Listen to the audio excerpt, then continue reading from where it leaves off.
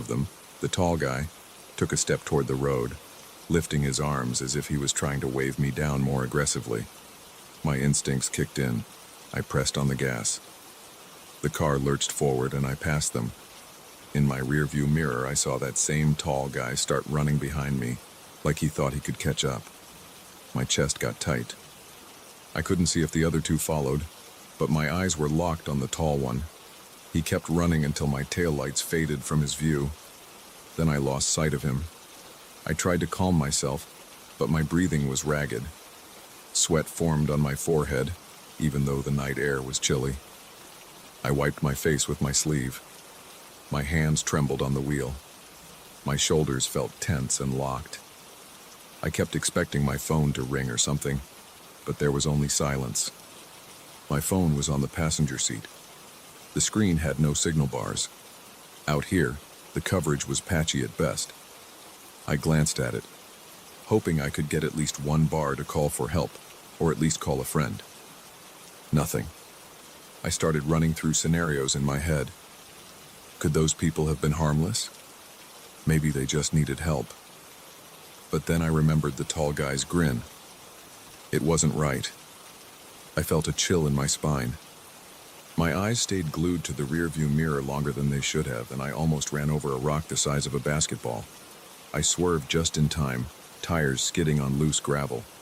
I didn't see any sign of them behind me anymore, but that didn't stop the tension in my body. I felt like I needed to keep driving, keep putting distance between me and that spot. My mind kept flashing back to the guy's face, that strange smile, and the way he started sprinting. Why run after a moving car unless you're unhinged or desperate? For a minute, I thought about turning around. It was a stupid thought, but my mind wasn't working normally. I was wondering if maybe someone was hurt and the tall guy was just panicked. But no. My gut told me not to do that.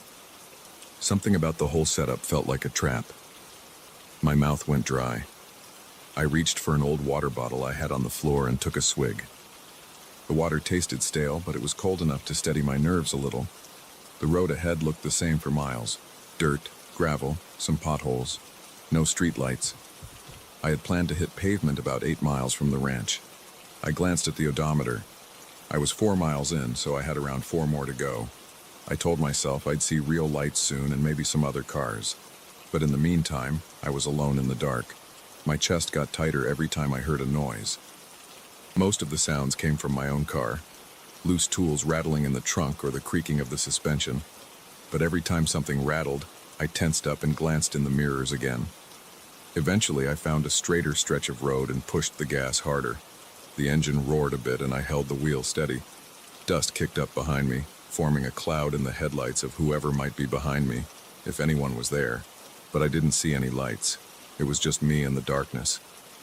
After a few minutes, the road dipped and I saw another bend coming up. I slowed to avoid losing control. My heart was still going too fast, and I realized I needed to focus on driving, or I'd end up in a ditch.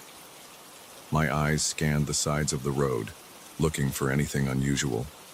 I saw a collapsed wooden fence and a few dead shrubs. Nothing else. I tried to breathe more steadily. Inhale, exhale. My grip on the steering wheel loosened a bit. Then I saw a faint light up ahead. It looked like it was coming from another vehicle. I felt a jolt of hope, or at least relief. Maybe I wasn't alone anymore. As I got closer, I saw it was an old pickup parked on the side of the road with its hazard lights on. The tailgate was down, and the driver's door was open. I slowed down, cautious but curious. If this was another sign of trouble, I needed to be ready.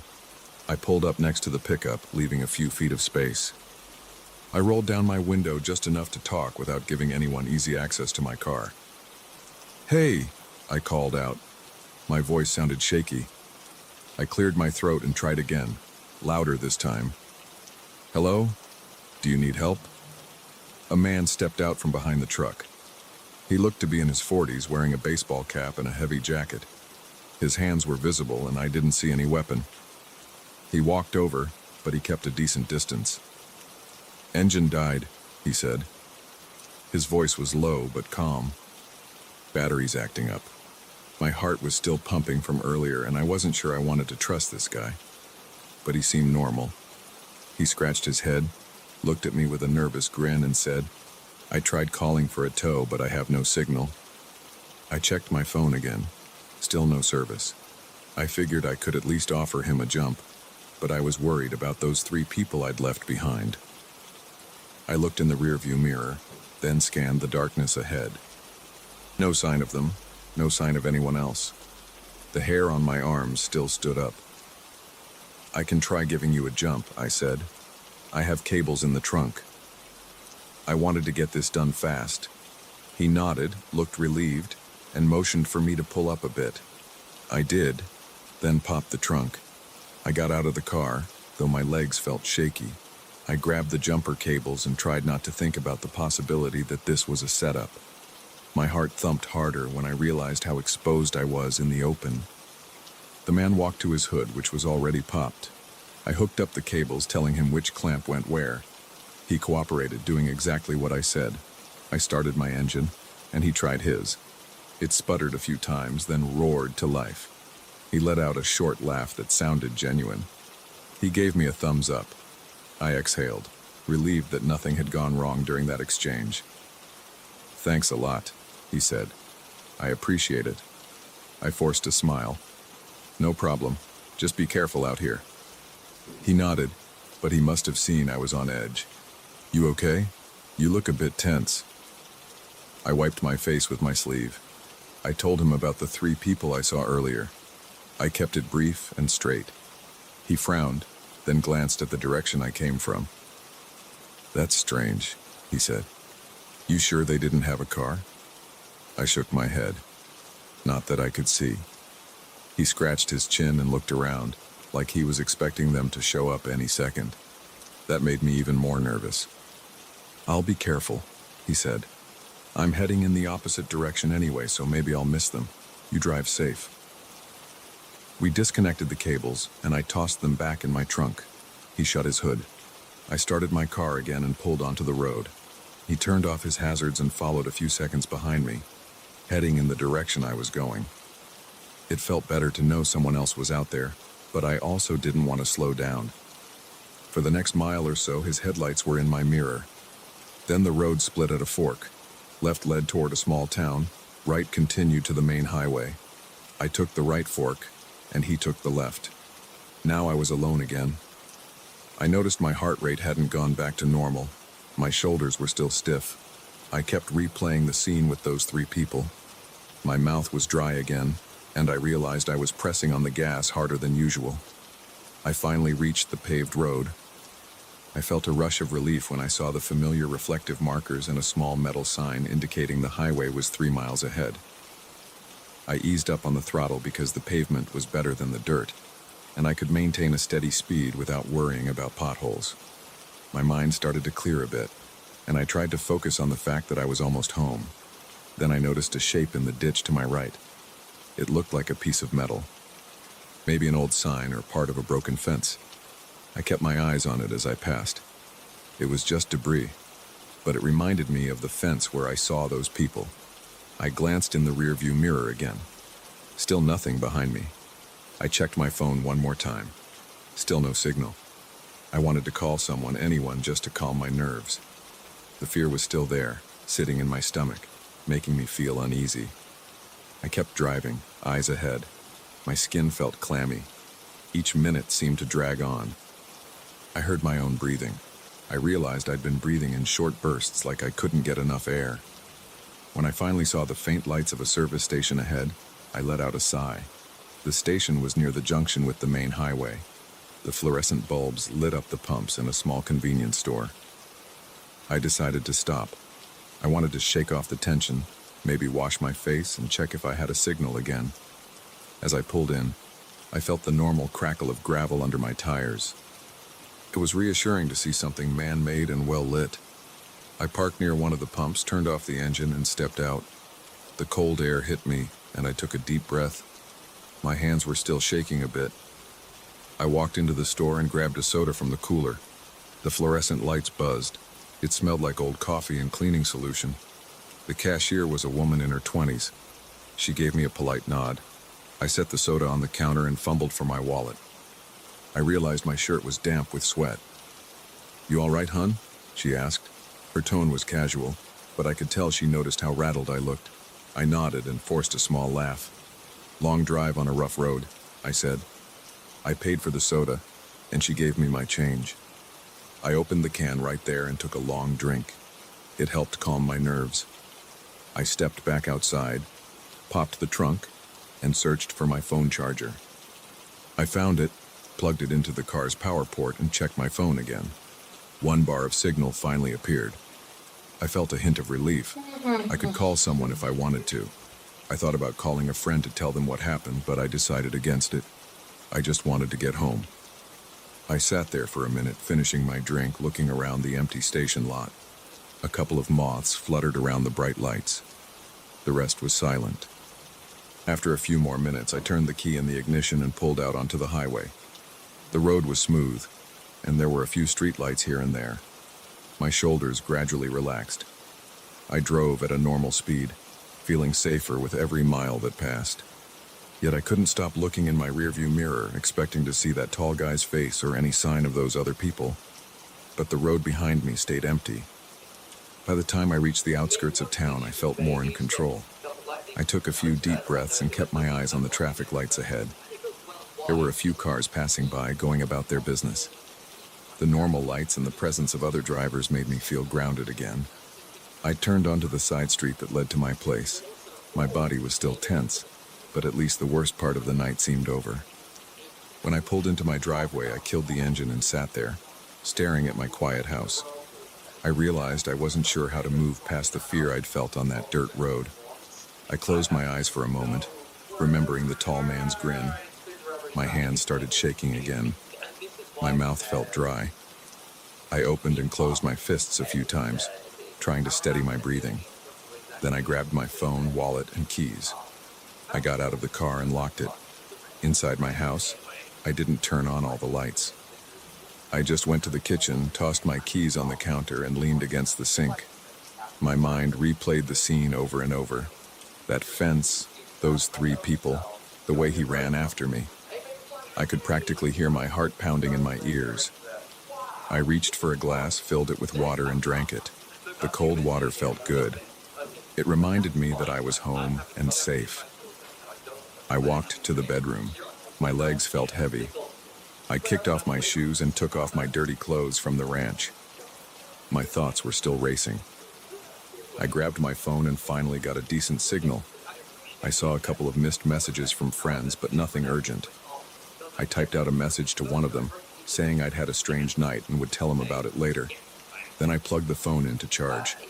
I considered calling the police, but I didn't know what I'd say. I didn't know who those people were, or if they were even still out there. No crime had happened that I knew of.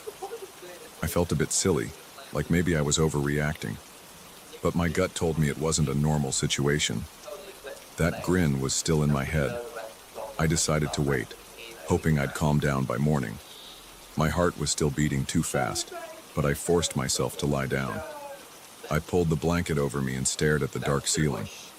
I could feel my pulse in my temples. I focused on my breathing, trying to slow it down. Eventually, my body gave in, and I felt myself drift into a restless sleep. My dreams were filled with images of a dark road, flickering headlights, and a figure chasing me. But in the real world, for now, it was quiet.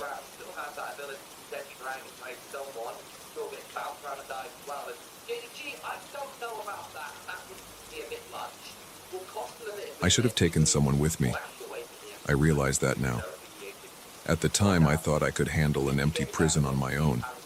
I thought I was prepared for the silence, the darkness, and the uncertainty of a place long abandoned. I was wrong. This story still makes my hands shake. I can't explain everything I experienced, but I'll tell you what happened. I'll tell you exactly how it felt to stand in those corridors with my flashlight flickering and my breath turning shallow. I'll tell you about those footsteps echoing from a place that should have been empty. My name is Daniel. I'm in my late 30s, and I've been working in historical restoration projects for about a decade. I've seen a lot of old buildings. I've crawled through basements filled with soggy boxes and rotting beams. I've poked around attic spaces where the dust made it impossible to breathe. I've walked in places with signs of squatters or vandalism, but nothing ever gave me the kind of anxiety I felt that day in the abandoned prison. I had driven out early in the morning. It was about an hour outside the city. The roads were narrow and the pavement had cracks big enough to rattle my truck. The closer I got, the fewer houses I saw. After a while, there were only empty lots, rusted fences, and dead grass along the edges of the road. I reached a tall chain-link gate with a broken padlock. A faded sign read "No trespassing," but I had a permit from the local government to assess the building. I pushed the gate aside, then parked on a patch of concrete near the front entrance. From outside, the prison looked massive. The walls were high, made of old, weathered stone. There were metal bars on the windows, all of them rusted and bent. Tall weeds grew out of cracks in the pavement. When I got out of my truck, the wind carried a smell of damp concrete and decay. It reminded me of basement crawl spaces, but stronger. I zipped my jacket and grabbed my tools: a clipboard, a small flashlight, my phone, and some basic equipment for measuring cracks in the foundation. I also brought a camera, hoping to document everything for my records. The front doors were huge and made of heavy wood. They had large iron hinges that were flaking with rust. I pulled one door open with some effort. It creaked and groaned like it hadn't been moved in years. Dust swirled in the sunlight, and I noticed how quiet it was. No passing cars, no birds, just my own breathing and the sound of my boots scraping the floor. Right inside was a lobby area with a wide desk. The desk was chipped and covered in a thick layer of dust. I saw a few old chairs in the corner. Their cushions were torn and stuffing poked out in clumps. I took a few pictures. Then I walked toward a hallway that led into the main cell blocks.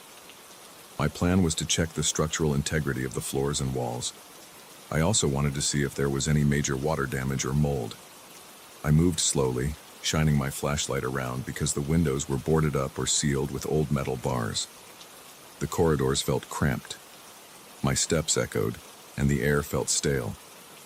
As I walked, I noticed old posters and notices on the walls. Most were faded to the point where I couldn't read them. Some had peeling edges that fluttered when there was a draft. I ran my hand over the rough stone a few times to check for cracks. My fingertips came away dirty and gritty. There was a faint dripping sound somewhere, so I followed it. I found a small leak from a pipe near the ceiling. Rusty water was dripping into a puddle on the floor. I jotted down a note on my clipboard: "Plumbing compromised." Eventually, I reached a row of cells. The metal bars were thick and coated in rust. The smell in that area was stronger. It was a mix of mold, old metal, and dampness. I shone my flashlight into each cell. I saw nothing but empty bunks, peeling paint, and layers of dust. Some of the doors were locked, others hung open. One door was missing entirely, leaving only the hinges behind. I listened carefully. All I heard was my own breathing and the constant drip of water somewhere nearby. I continued down the corridor until I reached a set of stairs leading to the second floor. A sign on the wall said, "Cell Block B." The stairs were concrete, and I checked them for cracks. Everything seemed stable enough for me to go up. I decided I'd finish with the ground floor first, then head upstairs. So I walked back, measuring certain parts of the walls and scribbling notes. The gloom of the place was getting to me, but I kept my focus on the job. At least that was my goal. It must have been about an hour later when I reached the administrative offices. This section had a few windows, so there was a bit of natural light coming through, but most were boarded. The doors were either locked or stuck. I forced one open and found an old office with a desk, some file cabinets, and a broken chair. The room smelled like old paper and rust. I saw some paperwork scattered on the floor, but the text was smudged and illegible. I took a few more photos. I decided to take a short break. I leaned against a wall and took a sip of water from my bottle. My back felt stiff, and the quiet made me uneasy. I checked my phone for a signal, but there was nothing. I wasn't surprised. I made a mental note to be careful. If something happened, I might not be able to call for help. The silence pressed in on me, and I realized I hadn't heard any normal sounds for a while. No wind, no rats scurrying, nothing. I stood there thinking about my next steps. Then I heard it. Footsteps above me. Slow, deliberate footsteps, moving across the ceiling toward the opposite corner. They stopped for a moment, then continued. My heart rate jumped. My mouth felt dry.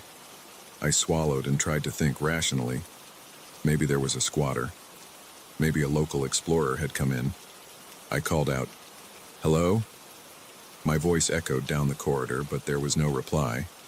I waited, hoping to hear something else. But the footsteps had stopped. It was silent again.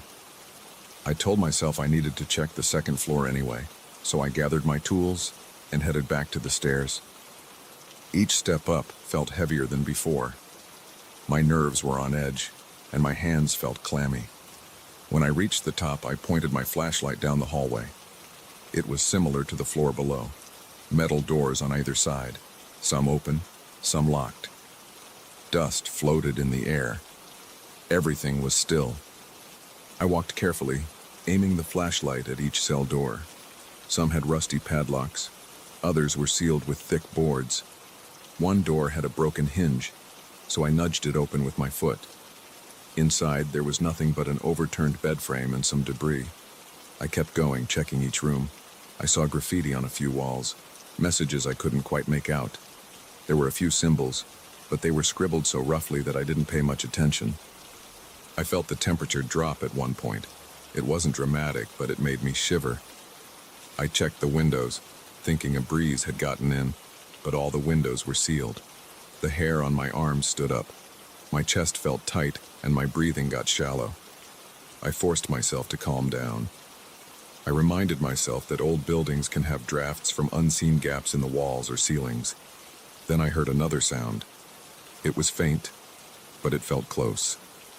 It was the same kind of footstep I'd heard below, only slower. It came from somewhere to my left. I froze. My flashlight trembled in my hand. I listened carefully, but the steps stopped again. I took a deep breath and moved toward the left hallway. My boots scraped on the concrete, and I tried to step more quietly. The hallway ended in a heavy metal door with a sign that said, "No entry." It was chained shut from my side. The chain looked old and rusted. I tugged on it. It didn't budge. There was a small gap under the door, but it was too small to see through. I didn't hear anything else. My instincts told me that nobody was there, but my gut told me something was off. I felt a slight pressure in my ears, like the air was heavier. My body felt tense. I glanced back, making sure nothing was behind me. The corridor was empty. I rubbed my temples and tried to focus. I decided to check the rest of the floor, maybe finish my notes, and then leave. The place felt wrong, and I didn't want to push my luck. I walked through the rest of the second floor. I took a few more pictures of the cracked walls and the peeling paint. I found a small closet with cleaning supplies that had turned to a solid block of rusty metal. I saw a control panel that probably managed the electricity or plumbing in the past, but it looked beyond repair. The entire time, I felt an unease I couldn't shake. My jaw stayed clenched, and I kept wiping sweat from my forehead. The building seemed to press in on me, and I couldn't get the footsteps out of my mind. After finishing my inspection, I headed back to the stairs. I kept glancing over my shoulder. Each time I saw the same dark hallway. Nothing moved. When I finally reached the ground floor, I felt a small wave of relief.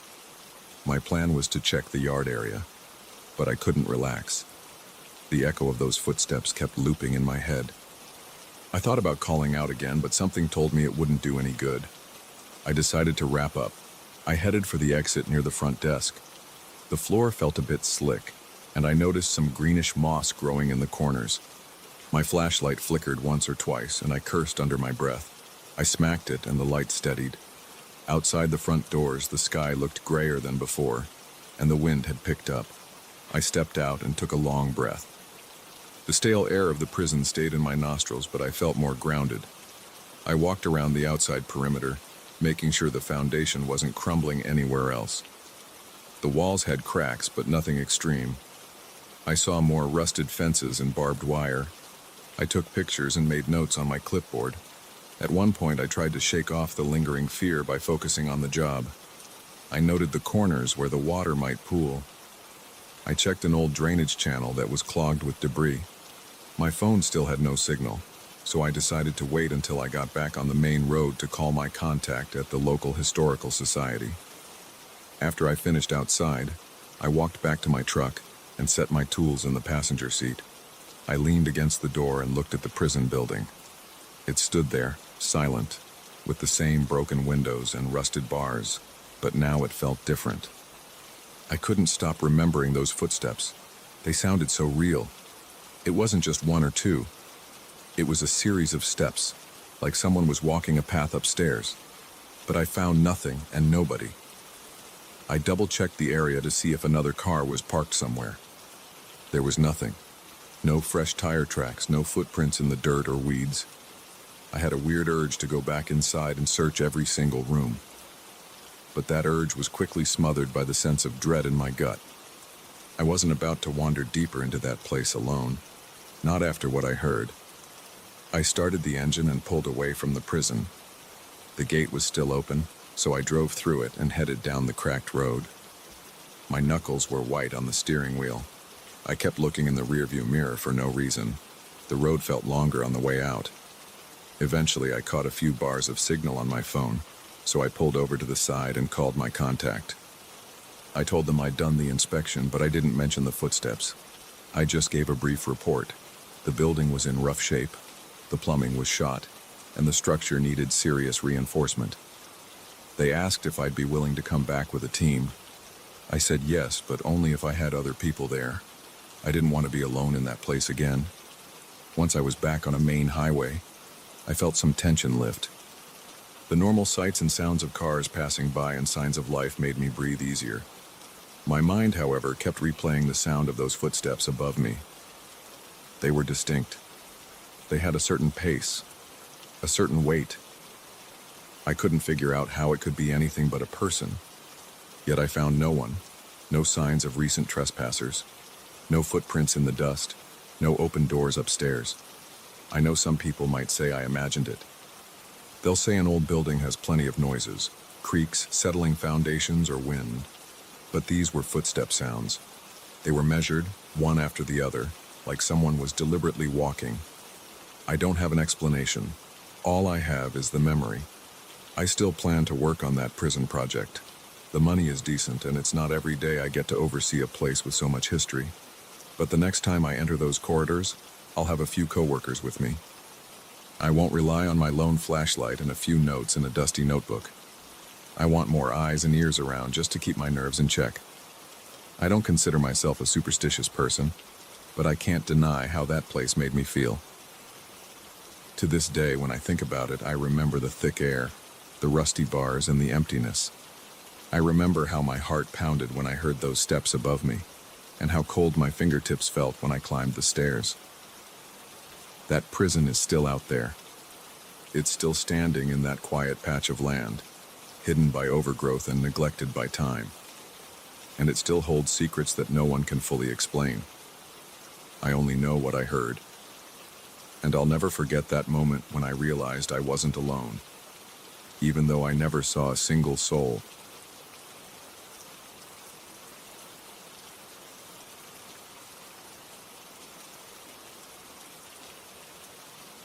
I should have picked a modern location with steady floors, but I wanted something cheap and authentic for my video project.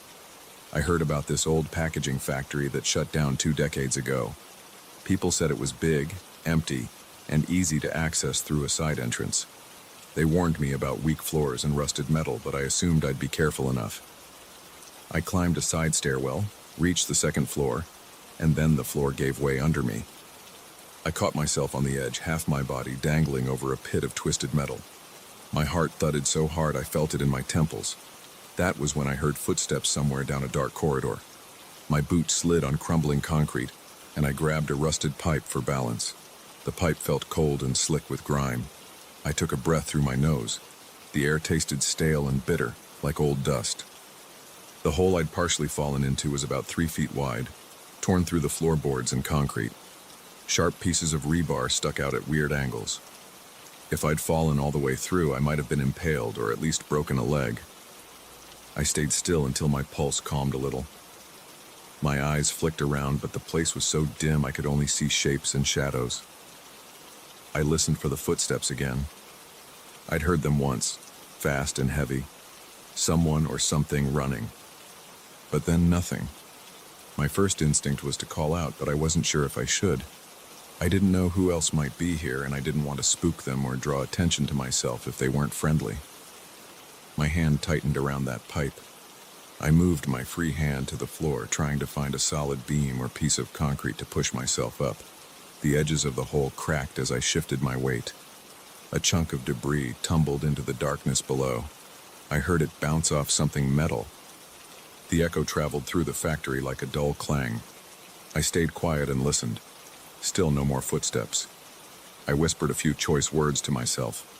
My arms were starting to burn. The pipe rattled a bit when I pulled on it. It felt solid enough for the moment, so I pushed with my right foot, lifted my body, and scrambled onto firmer ground. The floor creaked but held me. I kneeled there, breathing hard through my mouth. My throat felt dry. A sour taste lingered at the back of my tongue. Once I was back on my feet, I looked around. The second-floor office area was basically a large open room with a few partitions made of old plywood. Broken glass crunched under my boots. A single row of windows lined the far wall, but the glass was yellowed or missing in some places. Light came in from the late afternoon sun, but it wasn't much. The corners stayed wrapped in shadows. Exposed wires hung from the ceiling. They swayed a bit every time I moved, like the vibrations traveled through the floor to the walls and ceiling. I turned around and eyed the hole. My left knee shook a little from the rush of adrenaline. The area around the hole looked weak, so I stepped wide and moved away. Then I heard the footsteps again. This time they sounded more distant. I couldn't tell which direction they were going.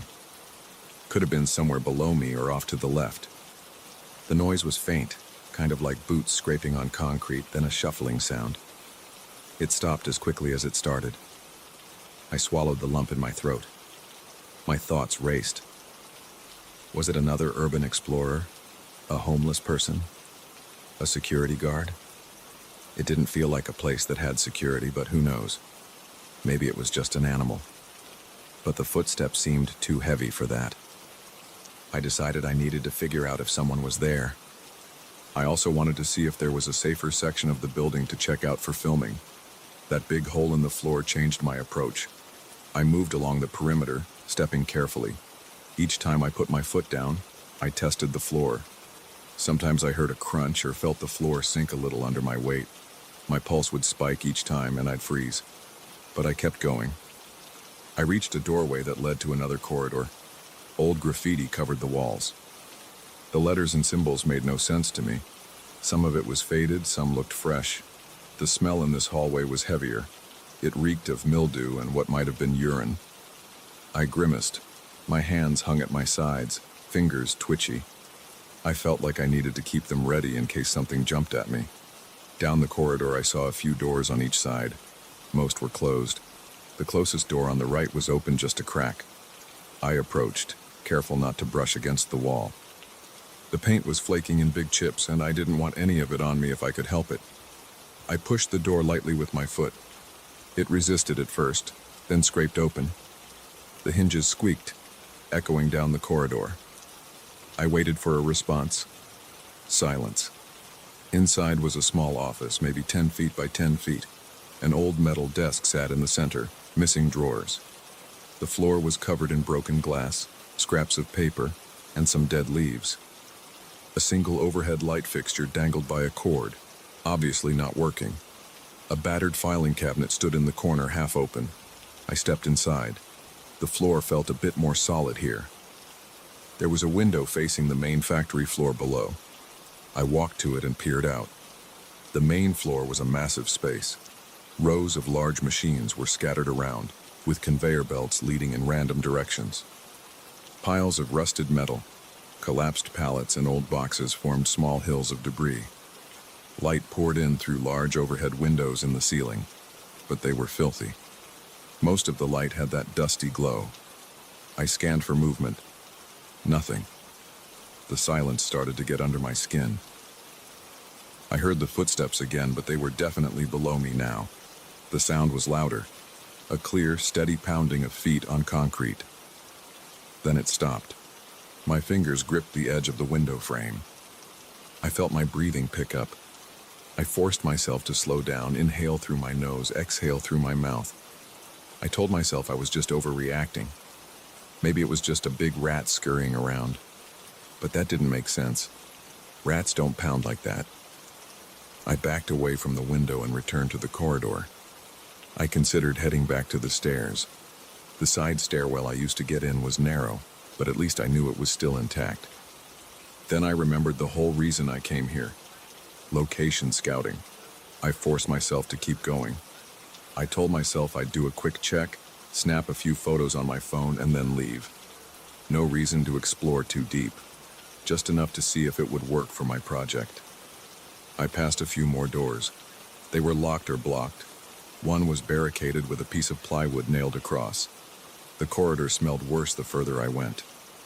At one point, the overhead light fixtures were completely gone, leaving me with only the faint glow from broken windows behind me. After a few more steps, I reached another open door on the left. I glanced inside. It looked like a break room. There was a dented soda machine, a couple of filthy tables, and chairs scattered around. The floor in there looked rough, with water damage near the far wall. I saw mold creeping up the drywall. It was greenish-brown, and the air felt damp. I took a step in. My foot landed on something that snapped under my weight. I froze. I aimed my phone's flashlight downward. It was a broken piece of plastic, probably from the soda machine. I exhaled, relieved it wasn't anything worse. Then I noticed footprints in the dust on the floor. They were shaped like boots, not animal prints. They led to the corner of the room. The corner was dark, so I aimed my phone light there. The footprints ended near a small door I hadn't noticed at first. It might have been a closet or a storage space. The door was slightly ajar. My gut tightened. I listened. No sound from behind that door. I debated opening it. My hands felt clammy. My heart rate picked up again, drumming in my chest. I told myself I needed to be sure nobody was squatting there. I didn't want to get attacked or surprise someone. I approached it, steadying my breathing as best I could. I used my phone in my right hand, my left hand on the door's edge.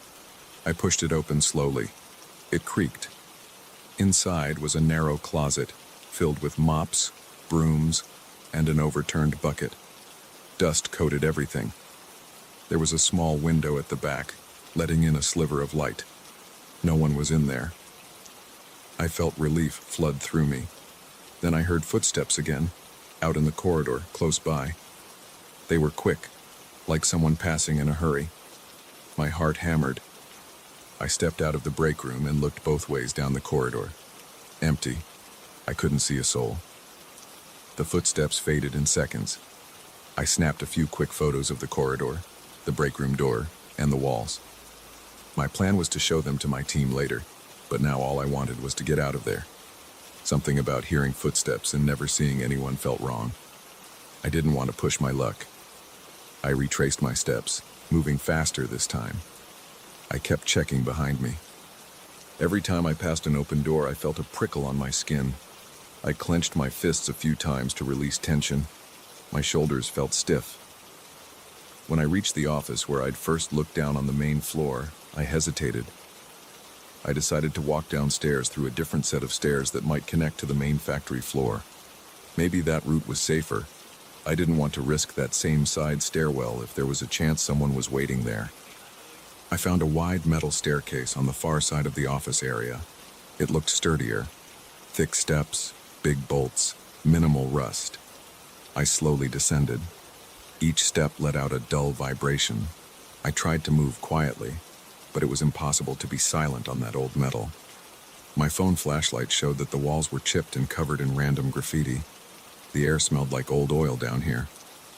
At the bottom of the stairs, I reached a big open door leading onto the main factory floor. The space was bigger than I realized from above. Tall columns rose up, spaced about 20 feet apart. Conveyor belts and large machines with gears and rollers stood silent and dusty. I moved among them, staying alert. My footsteps sounded muffled on the concrete. Debris crunched. Broken pallets and old packaging materials were scattered everywhere. I took a few more photos, deciding I'd done enough to get a sense of the location.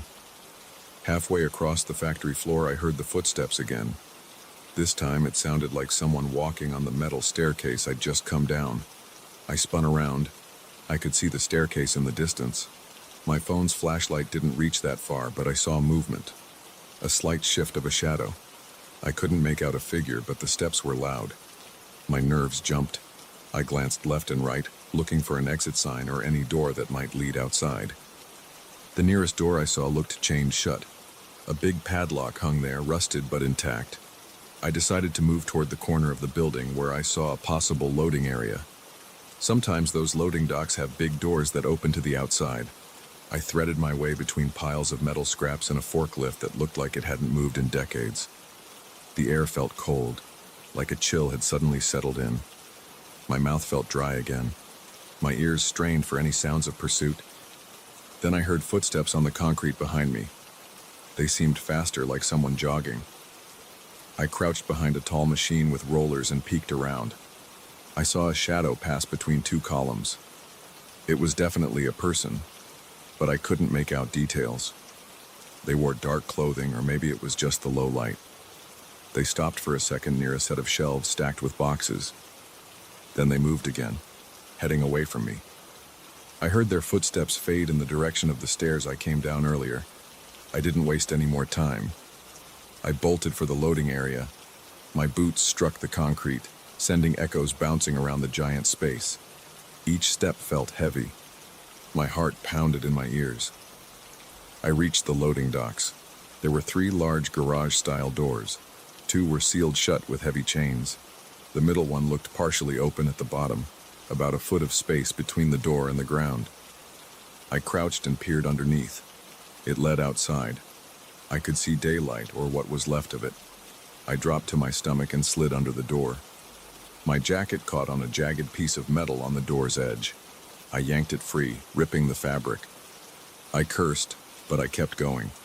Once outside, I stood up. My hands trembled. My knees felt weak. The area behind the factory was a small concrete lot, fenced in by chain link. Parts of the fence were collapsed or bent, so I headed that way. I looked over my shoulder once. I saw no movement under the garage door, no footsteps behind me. The sky was turning orange-gray, and I knew I had to get out of there. I squeezed through a gap in the fence, scraping my forearm in the process. A small line of blood appeared, but I ignored it. I walked quickly down a dirt path that led to a side street. As I reached the pavement, I turned back one last time. The old factory loomed in the fading light. It was silent again, no sign of anyone. My mouth felt dry and my hand shook when I finally pulled out my phone to call a friend. I told him I'd found a place, but I didn't mention the footsteps right then. I just said it was too dangerous, with weak floors. I'd look for somewhere else. I could still feel my heart hammering in my chest. My skin felt clammy, and I couldn't stop replaying those heavy footsteps in my head. I went home, locked my door, and tried to forget about the entire thing. But I kept thinking about that hole in the second floor and those footprints in the break room. I wasn't sure if it was a squatter, a guard, or someone else. Maybe it was just another explorer who thought I was the threat. All I know is that I felt like I was being watched. The tension in my shoulders still hasn't gone away. That factory isn't just an empty building. It has something going on inside, and I want nothing to do with it ever again.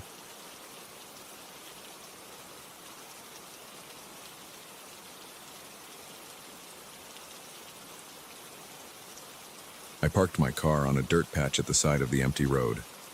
The old church stood in front of a wide field, dark and quiet under the fading light. I felt a tightness in my chest, just looking at it. The walls were worn, and the roof had missing shingles in a few spots. I had heard rumors it was shut down years ago because the congregation moved on or stopped coming. I wanted photos at dusk because I like the way old buildings look when the sun's almost gone. I never expected to see any kind of activity in there, but I saw a weak, flickering light coming from one of the windows. It pulsed, then disappeared, then came back again, like someone was trying to signal, or maybe had a lantern. I grabbed my camera bag and stepped out of the car. The wind was cold against my face, carrying the smell of dry grass and dust. The field felt endless. I listened for any sounds of passing cars, but the road was silent. I stood still, checking the place. The church's front doors seemed locked. They were boarded up and secured with a chain. The building looked intimidating in the low light. Its tall windows had no color, just dirty glass. No sign of movement. But I saw that flickering again, coming from around the right side, possibly through a window near the altar area. I glanced at the front door once more and decided I wouldn't be able to get in that way. I walked around the side of the building, my footsteps loud in the gravel and dried weeds. The temperature was dropping fast, and I pulled my jacket tighter. On the north side, I saw a door that seemed pried open or broken. One hinge was loose. There were scratch marks on the wood like someone forced it. I didn't see any footprints, but it was too dark to tell for sure. I paused to think if this was wise. It might be someone up to no good. But my curiosity got the best of me. I told myself maybe it was just car headlights bouncing off a window or some reflection. Still, the place was quiet, and that flicker was too steady to be random. I pushed the door. It creaked and swung in without much resistance. Inside, the air was stale and heavy with dust. My throat tightened a bit as I inhaled. I wiped my nose with the back of my hand because the smell was musty. It reminded me of an attic that hadn't been opened in decades. I stepped forward, and my feet kicked up dirt that swirled around in the faint light from my flashlight. I clicked it on, aiming the beam across the floor and over some old pews. Most of them were covered in thick layers of dust. Cobwebs clung to the corners. The roof overhead looked stable enough, but there were cracks in the wood beams. I moved slowly, checking each row. I didn't see anybody. Everything felt deserted. My heart thumped against my chest and my breath was shallow. I gripped my flashlight hard, listening for any movement. Nothing. I stepped past the last row of pews toward the altar area. The floor creaked under my weight. At first, I thought it was all going to be the same, just dust and cobwebs. Then I saw something that gave me a jolt. A group of new candles lit on the altar. They weren't halfway melted or old. They looked fresh, with tall, steady flames dancing in the stale air. I stopped and stared. The altar was otherwise plain. A cloth was draped across it, covered with a light coat of dust except where the candles sat. That small area was spotless, like someone had wiped it clean. I swallowed hard. I could hear my own breathing. No one else seemed to be inside, but I felt a strange pressure in the back of my head. My ears seemed to ring a little, like they do when you're in a very quiet place. I inched closer, shining my flashlight around to see if there was any sign of recent activity. I looked for footprints in the dust. I found a few partial marks near the altar, but I couldn't tell if they were fresh or old. They were smudged, like someone brushed them away. The candles flickered. The warm glow made the area around the altar feel different from the rest of the church. The rest of the space was in shadow, dusty and cold. I felt my palms get sweaty. Part of me wanted to back off and return to my car, but another part wanted to see if there was some explanation. Maybe a caretaker had come in to light candles for some reason. But the place had been closed for years, so who would do that at this hour? I set my camera bag down on one of the pews and carefully pulled out my camera. My hands were trembling, so I took a moment to steady myself. I tried a few shots of the candles from different angles. The camera's shutter sounded too loud in that silent space. After each shot, I paused, looking around to see if anyone would react. Nothing happened. The only movement was from dust motes floating in my flashlight beam. I decided to explore more. The building wasn't huge, but there was a back area that might have been used as an office or storage. The door leading there looked old and chipped. I walked over, listening for anything behind it. Still nothing. I gently turned the knob. The door opened without resistance, and my flashlight revealed a short hallway with two smaller rooms on either side. Inside the first room, I saw broken chairs, a couple of folding tables, and stacked boxes. They were all covered in thick dust. I swept the beam of light around, noticing some old papers scattered on the floor. They looked like bulletins or old notices from services. I crouched down to glance at them, but they were damp and stuck together. They ripped when I tried to pick them up. In the second room, I found a rusted metal cabinet. One of the doors was slightly open. I pulled it gently and it squealed on its hinges. Inside, there were some glass vases, mostly cracked or dusty. A few old candle holders, but nothing that looked like it had been used recently. I closed the cabinet and stood up, my knees cracking. I felt tense. My skin prickled like something was off. I kept thinking about those lit candles in the main area. Who lit them? Why were they new? I glanced at the corners of the room, just to be sure nobody was hiding. It was empty. I went back toward the altar, stepping carefully. When I got there, I noticed that the candles seemed to have melted a little more, but the flames were still strong. I took a deep breath and spoke out loud, though softly, just to see if anyone would answer. "Hello? Anyone here?" My voice echoed a bit. No response. The echo gave me a chill. I decided to look behind the altar. There was a small door in the wall, probably leading to a storage closet for ceremonial items. I turned the knob. It was locked. I tried to force it, but it wouldn't budge. I pressed my ear against the door, listening for any sounds. It was completely still. I felt my heart pounding. My shirt was damp with sweat. The church felt colder than before, but my body was tense and warm from adrenaline. I turned back to the altar and considered blowing out the candles to see if that would provoke some response. But then I hesitated. What if someone was watching from the shadows? I pointed my flashlight around the pews again, scanning each row slowly. My beam caught a shape near the last row, but it was just a tall statue covered by a sheet. I wasn't sure what statue it was, but it looked human-sized, and the white sheet gave it a strange outline. I moved closer, shining the flashlight on it. The sheet had dust on the shoulders, and the rest of it draped to the floor. It looked like it might be a statue of a saint or maybe a religious figure. I didn't pull the sheet off. I didn't want to disturb anything more than I already had, but I felt uneasy standing there in the dark next to that covered shape. My skin crawled with the idea that someone could be behind it, but I touched it and felt the solid statue underneath. I backed away and decided to check the doors on the far side of the building.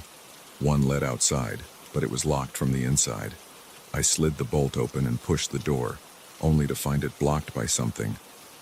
It barely opened an inch. I tried again, putting my shoulder into it, but it didn't budge. It felt like a heavy piece of furniture was against it on the outside. That made no sense. I wondered if people had blocked it on purpose. I went around to the side entrance where I came in. It was still open. I stuck my head out to see if anyone was wandering around. The field was empty, and the road was quiet. My car was still there, a silhouette in the weak moonlight. No sign of anyone else. I went back inside, leaving the door ajar in case I needed to leave fast. Back in the main area, I noticed something different. The altar cloth was shifted slightly, like someone tugged at it. The candles were still there, but one was out. Smoke curled up from the recently extinguished wick. I felt a rush of blood to my face. That candle had been lit when I arrived. Now it was out, but I hadn't heard anything. I hadn't seen anyone pass by. My legs felt weak for a moment. I spun around, shining the flashlight at every corner. I walked fast toward the altar, checking the area behind it again. Still no one. I spoke out loud, louder this time. "Hello? I'm not here to bother you. I'm just a photographer." My voice echoed. Nothing. My mind raced. I wondered if I should just leave, but I also felt drawn to figure out what was happening. I took a few more photos of the candles, capturing the strange scene. The newness of the candles bothered me. They weren't dusty at all, and they had clean labels around the base. They looked like the kind you buy at a store in town, not some antique relic. I considered the possibility of a group using the church for secret meetings or something. Maybe they left in a hurry when they heard me come in, but I hadn't heard any footsteps. The only open entrance was the side door, and that was behind me the whole time. Unless there was another exit I hadn't noticed, it seemed unlikely they slipped past me. I reached for my phone in my jacket pocket. I unlocked the screen and checked for a signal. 1 bar, maybe 2. I could make a call if I needed, but I didn't know who I would call. The police? I had no proof of anything criminal. Just an old building with some lit candles. It wasn't technically breaking and entering because the door was already broken. I felt uneasy, though. My stomach churned. The church felt suffocating now, like the walls were closing in on me. I wanted more light, so I took my flashlight and propped it on a pew so it shined toward the altar. Then I rummaged through my camera bag and grabbed a small LED panel I sometimes use for low-light shots. I switched it on, brightening the space a little. With more illumination, I saw how thick the dust layer really was on the floor. My footprints were clear. I could trace my own path from the door to the altar. But off to the left, I noticed marks that weren't mine. They led from a corner behind some pews toward the altar, then stopped. The dust was disturbed in that area, but it didn't continue anywhere else. I followed those marks, shining my light. They went right up to the front pew, then vanished. I crouched down to examine the floor. It looked like someone brushed them away at that point, or they stepped onto something that didn't hold dust. I reached out and touched the floor. It felt rough and cold, like old wood with dirt ground into it. My fingertip came away gray with powder. Suddenly I heard a noise. It was a faint scraping, like something sliding across the floor in the distance. I whipped my head around, scanning the dark corners. The sound came from near the back, close to the small hallway I explored. My pulse quickened, and my face felt hot. I stood up slowly, picking up my flashlight. I took a deep breath and walked toward the hallway, my footsteps cautious. My heart pounded so loud I felt it in my ears. When I reached the hallway, I aimed the beam inside. The door to the second room was shut. I left it open earlier. My throat went dry. I approached and carefully turned the knob. Locked. I pressed my ear against it and listened. At first, nothing. Then I heard a subtle shifting sound, like fabric rubbing against wood. I stepped back, adrenaline surging. My mind raced with questions about who was in there. My palms were sweaty, and the flashlight felt slippery in my hand. I felt a sudden urge to leave. I didn't want a confrontation, and I didn't want to get stuck in a weird situation. My gut told me whoever was in there didn't want company. I decided to grab my gear and go. I backed away from the hallway, my eyes fixed on that door. The scraping sound stopped. Everything was silent again. I hurried back into the main space, snatched my camera bag, and switched off my LED panel. My flashlight was my only source of light now. I glanced at the altar one last time. 3 candles still burned, and one was out. Nothing else moved. My footsteps echoed as I made my way to the side door. I stepped outside into the open air, feeling a huge release of tension. The fresh breeze hit my face, and I realized I had been sweating. I turned around to look at the church facade. The broken side door hung slightly open behind me. No light came from inside. The flickering I saw earlier had stopped, probably because my flashlight and LED panel overshadowed it. I couldn't see the candles anymore from out here. The building looked empty again. The wind rustled the tall grass in the field. I stood there, my breath still shaky. I thought about going back in to see if that door in the hallway would open now, but I couldn't bring myself to do it. Something felt wrong about the whole place. I walked to my car, my sneakers crunching on the gravel. I opened the driver's side door and tossed my camera bag onto the passenger seat. I gave the church one more look. I felt a tightness in my stomach, like I left something unfinished. But the feeling of unease overpowered that. The sun was gone now, and only a faint glow remained in the sky. The silhouette of the church stood against it, with broken boards and missing shingles. It looked abandoned again, just like before. But I knew someone or something was inside. And that altar, with fresh candles and no dust, was proof that someone had been there recently. I climbed into the car and shut the door. The interior smelled like old upholstery. I locked the doors out of habit, then started the engine. As I pulled back onto the lonely road, my headlights swept across the front of the church. For a split second, I thought I saw movement in one of the windows. But then it was gone. I didn't stop to check. I just kept driving, my mind racing with questions. Who lit those candles? Why was the door in the back room locked? And what was that scraping sound? I kept looking in my rearview mirror until the church was out of sight. My body felt exhausted and my fingers were shaking on the steering wheel.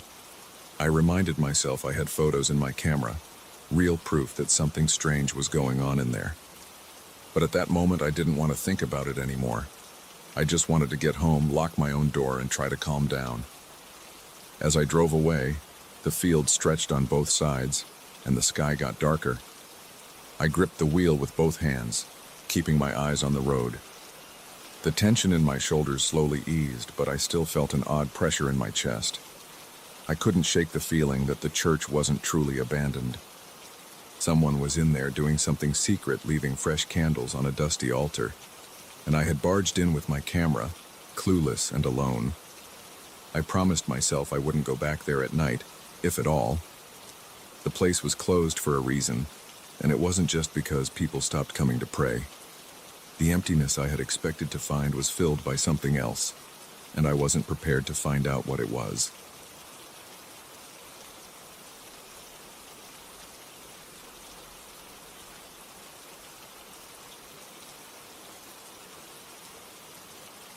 I got the call on a Monday morning. The job seemed straightforward. Inspect a rundown property that had suffered partial fire damage. I was told nobody had lived there for years, and the insurance company needed a proper assessment of the remaining structures. They said the place was isolated and the house had boards on most of the windows. Right away, I felt a knot in my stomach, but I figured it was just the nerves of stepping into a creepy old farm. I had handled tough jobs before. I never expected what happened that day. I drove up a narrow dirt road for almost an hour before I saw the remains of the farmhouse.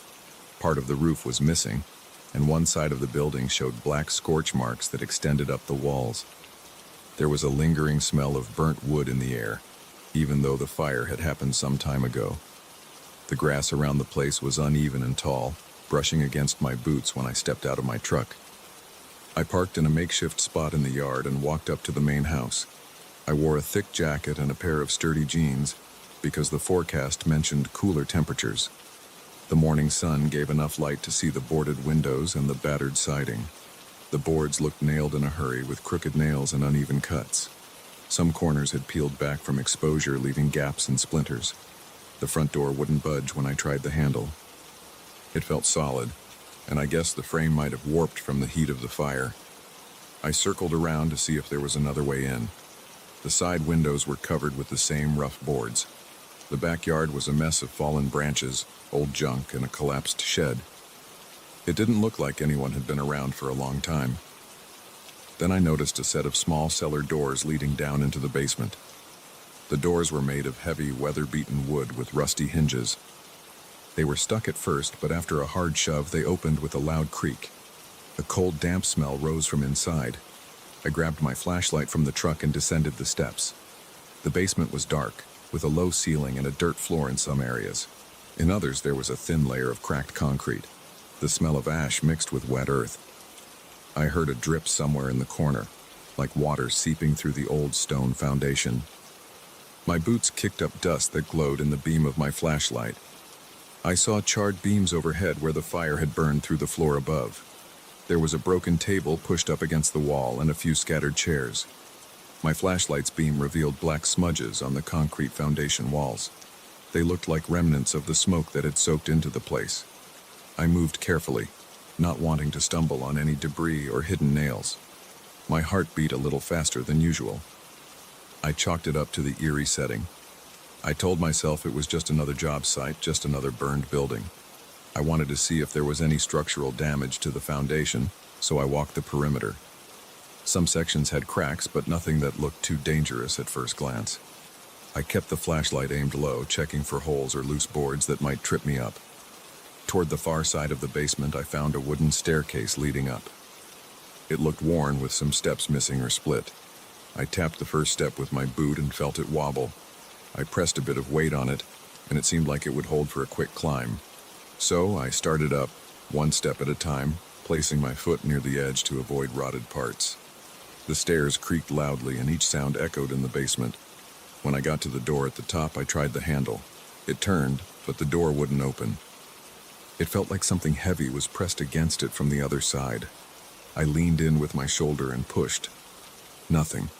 I tried to shove harder, but it wouldn't give an inch. My pulse sped up, and a nervous sweat prickled at the back of my neck. I was alone in that basement, and I didn't like the idea that I might be stuck there. I took a moment to catch my breath and think. Then I heard a noise above me.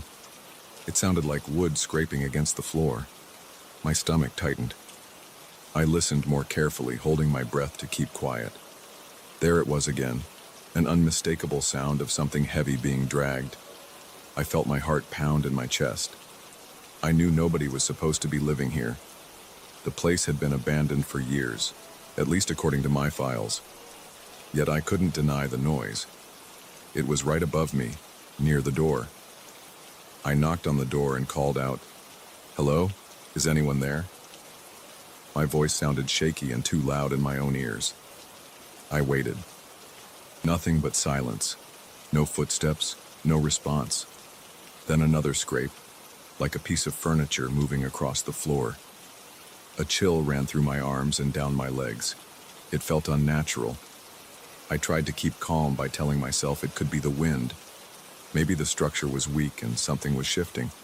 But the scraping noise had a deliberate rhythm. It didn't sound random. I knocked again, a bit harder. "I'm stuck down here," I said, forcing my voice to stay steady. "If someone's up there, please move whatever's blocking the door." No reply came. I pressed my ear to the wood. Silence stretched for what felt like a full minute. I thought maybe my mind was playing tricks on me. Then the scraping sound happened again. It was slow, like someone pushing a table inch by inch. I felt a rush of panic. My breathing grew shallow, and my fingers gripped the flashlight so tightly my knuckles hurt. I tried to control my breathing and think logically. If someone was up there, they'd heard me.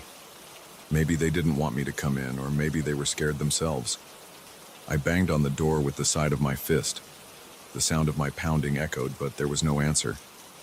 I considered kicking the door, but it felt too solid and I didn't want to break my foot. I decided to head back down the stairs and see if there was another route out of the basement.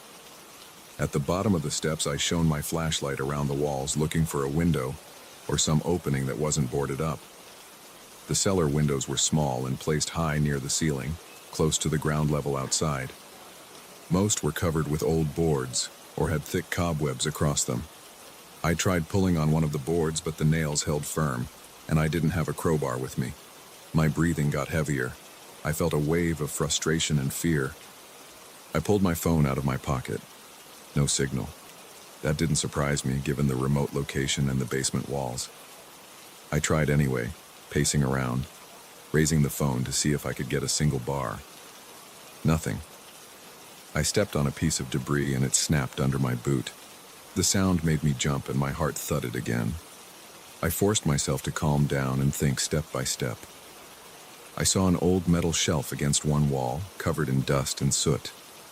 I searched it for anything useful, tools, maybe a crowbar or a pry bar. I found a rusty hammer with a broken handle, a box of nails, and some scrap metal pieces. It wasn't much. I took the hammer anyway. The head was still solid, even though the handle was split. I returned to the staircase, determined to try the door again. I banged with the hammer on the door, hoping to scare off whoever was there or maybe force them to open it. The banging echoed in the dark. My arms were trembling a bit from the adrenaline, and sweat trickled down my temple. After a few hits, I stopped and listened. Nothing. I pressed my ear to the door again. Total silence. I tried to wedge the hammer's claw under the door to see if I could pry it, but the gap was too narrow. I leaned my shoulder against the door and felt it shift slightly, but it was still blocked by something heavy. My throat felt dry. I wanted water, but I hadn't brought any down with me. My bag was still in the truck. I cursed under my breath for not being more prepared. I stepped back down into the basement, trying to figure out what that scraping sound could have been. It crossed my mind that maybe some vagrants or squatters had taken shelter upstairs. But who would block the door and not answer me? That part felt wrong. I decided to see if there was any other interior passage or a crawl space that led up. Sometimes old houses have hidden corners or old coal chutes. I checked along the walls again, shining the flashlight carefully. I tapped on the stone in different spots to see if there were hollow areas. The basement was big, with small rooms partitioned by old wooden beams. One of those rooms held a large furnace that looked ancient. Another had a few rotted boxes. I opened one box and found dusty blankets, no tools. I headed back toward the old broken table. It looked like it had collapsed under its own weight sometime in the past. There were nails sticking out of the splintered top. I thought about using a piece of that wood to pry off one of the cellar window boards. I grabbed the biggest piece of wood I could find and tested its strength. It was cracked but still felt somewhat solid. My plan was to wedge it under the boards on the nearest window and try to pop at least one free. That would get me outside if I could manage to crawl through. I moved to the nearest cellar window. The board was old with rusty nails. I slid my improvised lever under the edge and pushed. My arms strained, and the board creaked, but it stayed in place. I pressed harder. A nail popped with a sharp squeak, and the board shifted. Encouraged, I took a deep breath and gave another big push. The board snapped, leaving half of it still nailed to the frame. I set the broken piece of wood aside and used the hammer to tap at the remaining nails. After several tries, the entire board fell away. Daylight trickled in along with a bit of fresh air. The window glass itself was filthy but unbroken. I tried to open it, but it was stuck in the frame. I chipped away some paint around the edges and slid the hammer claw under. The glass rattled a little. I pried gently, not wanting to smash the pane. Eventually it gave a few inches. Then I worked the other side until it opened enough for me to fit my arm through. I tested the gap with my shoulders. It would be tight, but I thought I might squeeze through. Before I tried crawling out, I stopped. My breath caught in my throat. I realized I hadn't heard the scraping sound for a while, but the silence upstairs felt heavy. I stood there looking at the partially open window. My heart pounded as I wondered if I should attempt to push the window wider or go back to the door. Then I remembered how solid that door felt. I told myself I was wasting time thinking about it. My best shot was to crawl through the window. I slid my flashlight into my jacket pocket so I could have both hands free. I pushed the window up as far as it would go. I placed the hammer on the windowsill, then hoisted myself. My shoulders bumped the sill and dust fell in my face. I coughed but kept going. I twisted my body to an angle, then pulled with my arms and kicked my legs. My chest scraped against the frame and my jacket got snagged. I felt a moment of panic, worrying I might get stuck halfway. After a few tries, I managed to pull free, landing on the grass outside with a thud. I sat there, panting, my hands shaking. I looked around, half expecting to see someone or something lurking near the cellar doors, but everything was still. The air felt cooler than before, and the sky looked slightly overcast. I picked myself up and brushed off my jeans. My heart was still racing, and I could feel sweat cooling on my back. I stared at the house and wondered who, or what, had blocked that door. I walked around to the front yard again, scanning the windows. They were all still boarded. Nothing moved. I decided not to go back inside. I had what I needed to file a basic report: partial roof collapse, fire damage, questionable structural integrity, and an inaccessible ground floor. I also had a strange experience that I couldn't fully explain. My mouth felt dry and my legs were a bit wobbly as I headed to my truck. I opened the door, tossed my flashlight and the hammer on the passenger seat, and sat there, catching my breath. I started the engine and glanced at the house one last time. The boards on the windows remained still and the yard was quiet. I thought about the scraping noise in the basement and the blocked door. I thought about how someone might have been up there, moving furniture, listening to me pound on the wood. I put the truck into gear and headed down the dirt road. I didn't see any signs of other vehicles or fresh tire tracks. The insurance company could send someone else to do a more detailed inspection. I had no intention of returning. The entire drive back, I felt my hands grip the steering wheel too hard, and my foot pressed on the gas pedal a little heavier than usual. My heart was still thumping by the time I got onto the main highway. I didn't call anyone right away. I just drove, letting the road roll under the tires. My mind replayed every moment of that basement. The locked door, the scraping, the final climb out through the window. I kept telling myself that there must be a reasonable explanation. Maybe old furniture just shifted from the wind or the floor was unbalanced. But it didn't feel that way when it happened. It felt deliberate. It felt like someone was pushing something against the door so I couldn't get out. Later that evening, I sat at my kitchen table typing up my notes for the report. My shoulders were tense and I couldn't focus on the usual data about square footage or damage estimates. Instead, I kept remembering the heavy scrape of wood against wood. I kept seeing the boarded windows in my mind. I never heard another human voice in that house, but I heard that noise. I decided to leave that part out of the official report. Nobody would believe me, and it wouldn't change the evaluation. The place was unlivable and dangerous. By the time I finished, it was late. I turned off the lights and tried to sleep. My hands trembled a little as I lay in bed, thinking about how I felt trapped under that old house. I was safe now, far from that basement, but my pulse still quickened every time I remembered the thud of something blocking that door. I told myself it was over. I had made it out. No one had gotten hurt, and nothing had followed me home. That should have brought relief, but it didn't. I stared at the ceiling in the dark, listening to my own heartbeat, wishing I'd never gone to that farmhouse alone.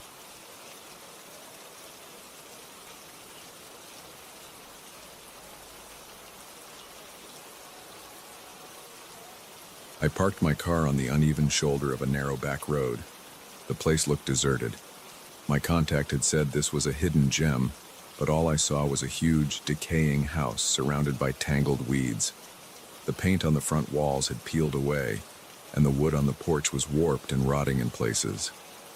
I stepped out of my car, stared at the property, and wondered if anyone had taken care of it in the last 10 years. The yard felt like a jungle, with tall grass up to my knees.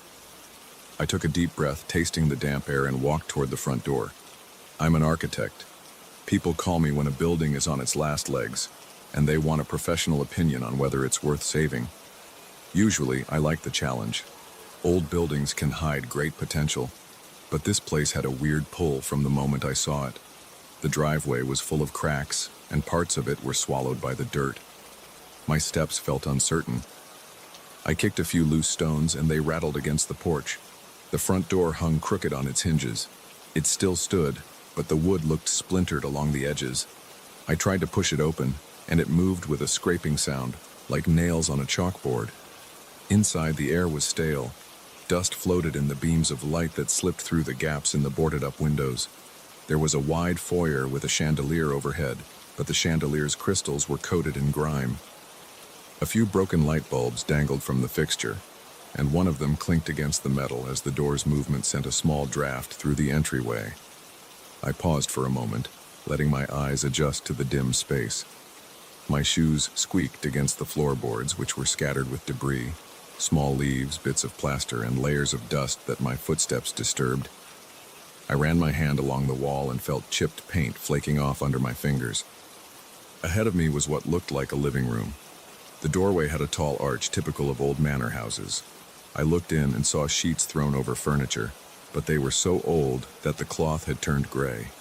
The room smelled like a mixture of mold and something old and forgotten, almost like a closet that hasn't been opened for years. Each breath felt heavy in my chest. The silence weighed on me. Even outside, the wind seemed to have died down. I took a step into the living room and dust flew up around my ankles. The floor didn't seem to sag, which I took as a good sign for the foundation, but I made a mental note to check the beams later. I pulled the sheet off the nearest piece of furniture. It was a wooden coffee table with short legs, polished once but now dull with scratches. I ran my finger across the surface and collected a thick coat of dust. I wiped it on my pants. On the fireplace mantel, there were family photographs in simple frames. The glass was smeared and cloudy, but I saw faces staring back at me. I didn't recognize them. A man in a suit, a woman in a dress, and a couple of other relatives lined up for a formal picture. The frame next to it had what looked like the same family on a vacation, but the details were hard to see through the dirt on the glass. My stomach felt uneasy. I was standing in someone else's memories, and it felt personal even though the house was clearly abandoned. In the corner of the living room, propped against a wall, was a small bicycle. Its paint was chipped, and the tires were flat. The metal parts had a thin layer of rust. It looked like someone had left it there, planning to come back and ride it later. But it never moved. I looked away. The rest of the living room had a couple of armchairs facing an old TV set. The TV's screen was covered with a sheet, and a thick cord snaked behind it, unplugged. A few cardboard boxes sat stacked against another wall, all sealed with yellowed tape. I heard a low creaking sound from above me. I stopped moving and listened. It sounded like floorboards flexing, maybe on the second floor, or possibly the wind pushing against loose rafters. I waited, but I didn't hear it again. I checked the structure of the walls in the living room, tapping gently to see if there was any hollow echo that might indicate severe damage. It all felt solid enough, though I suspected some water damage near the windows. The paint was blistered, and the windowsills had black discoloration like mold. I made a note on my phone. Then I walked back through the foyer toward what I assumed was the dining room. The door creaked when I opened it.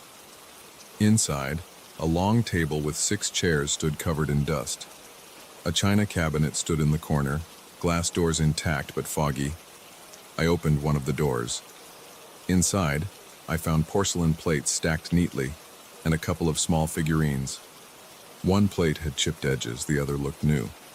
I wondered why they were left behind. The house had that unsettling stillness where every movement felt louder than it should. My footsteps and breathing seemed magnified in the silence. My heart rate picked up every time I heard a new noise. The wind outside caused loose window frames to rattle occasionally, and each time, I felt a spike of adrenaline. There was a sense that I was intruding. I tried to shrug off the feeling. I was here for work, not to scare myself. I checked another door in the dining room and found the kitchen. Light filtered through a single window at the back. The rest were boarded up. The counters were still intact, though the surfaces were covered in thick dust and some kind of residue, maybe grease that had never been cleaned. I saw an old stove, a sink filled with brownish stains, and a row of cabinets. One cabinet door was missing, and the rest looked fragile. A sudden drip of water made me jump. I spun around and saw a small puddle forming under the sink. I approached and carefully opened the cabinet below it. The pipe had a crack, and water was seeping through. I turned the faucet handle to see if it was on, but no water came out. Whatever source was in play, it was minimal. Maybe a leftover from the house's old plumbing system or a partially open valve somewhere. I shined the flashlight from my phone into the dark space under the sink and cringed at the spider webs. A big spider crawled away from the light. I swallowed hard, feeling my pulse in my throat. I wasn't a fan of crawling things in tight spaces. I backed out of the kitchen and returned to the foyer. An old staircase led to the second floor. The banister was thick wood, carved in a decorative pattern that had probably been stunning at one time. Now it was coated in dust. I tested the first step with my foot. It creaked, but it held my weight. One step at a time, I went up. My breathing felt shallow, and each step groaned under me. I reached the top, where I faced a long hallway. There were doors on either side, some closed, some slightly open. The hallway was dark, so I kept my phone flashlight on, though its beam was weak. I wished I had brought a stronger flashlight, but I hadn't expected total darkness in the middle of the day. I tried the first door on the left. It opened into a bedroom. The curtains were drawn, but they were thin enough to let in a little light. An unmade bed stood in the center, sheets bunched up and discolored from age. A dresser stood against the wall, and on top of it was a mirror. The reflection was cloudy. I saw my own vague shape in the center, but the corners were blackened. I walked closer and opened the top drawer. It was empty except for a few stray pieces of paper that looked like receipts. They were so faded I couldn't read them. The air smelled stale, like old clothes that had never been washed. It made me cough a little. I covered my mouth with my sleeve to block the dust. A muffled clanking noise came from somewhere else in the house. My entire body tensed. I felt a rush of heat up my neck. My grip on my phone tightened. I stayed still, listening, but everything went silent again. I waited a few seconds, then decided to check the other rooms. The next door on the same side of the hall opened into a smaller bedroom. It had a single bed frame without a mattress, a nightstand, and a small closet. The floor looked damp near the wall, suggesting a leak in the roof. Water had discolored the wallpaper in a large patch. I used my phone to take photos, making sure I documented every potential repair. My job was to figure out if the cost of fixing everything would be worth it. I moved on to a door at the end of the hallway that was closed tight. The doorknob felt cold and stuck at first, but after I jiggled it a bit, it gave way. This room appeared to be a study. Shelves lined the walls filled with old books. A desk sat in front of a window. The window was covered with thick wooden planks from the outside, so the only light came from my phone. The smell here was dense. It reminded me of old libraries, mixed with mold. The leather on the chair behind the desk was cracked. On the desk there were a few open books and a small stack of letters. I picked up the top letter, but the writing was smudged. I saw a date in the corner that looked like it was from decades ago. My skin prickled at the thought of how long this place had been left to rot. After a while, I felt a growing need to get fresh air. The quietness of the house was messing with my nerves. I also realized the temperature was dropping. The place had no heat and the late afternoon sun was getting low. I left the study and headed back down the hallway. As I passed the stairs, I glanced down and noticed a slight movement by the living room doorway. My breath caught in my throat. I froze, focusing my eyes to see better. It might have been a reflection or a shifting shadow. After a second, I saw nothing else. My hand trembled against the banister. I told myself it was probably just a trick of the light or my imagination. The tension in my muscles didn't ease, though. I forced myself to move down the stairs, each step squeaking in protest. I reached the foyer and paused. The front door was still ajar, letting in a bit of pale light. I could see my car through the opening. I took a few quick steps and stepped outside. The cool evening air hit my face and I breathed in deeply. My shirt stuck to my back with sweat I hadn't noticed before. I glanced around the overgrown yard, checking for any sign of movement. Nothing. Just a breeze rustling the tall grass. The sun was dipping behind the trees, casting long shadows across the lawn. My shoulders felt tight and my pulse was fast. I walked back to my car to grab a bottled water. I drained it in a few swallows, the cool liquid soothing my dry throat. I turned around to face the mansion again. The structure was huge, probably 3 stories if you counted the attic. The roof had missing shingles, and parts of the facade were crumbling. I needed to finish my evaluation before dark. I wasn't keen on staying there past sunset. I took out my phone and reviewed the photos I'd taken. I had enough to note serious repairs: roofing, plumbing, windows, mold treatment, and structural reinforcements. It would be expensive, but maybe not impossible. It depended on how much money the owner wanted to pour into this project. I decided to check around the outside of the house before leaving. I walked along the perimeter, pushing through the tall weeds. My jeans got snagged on briars and I had to tug free a couple of times.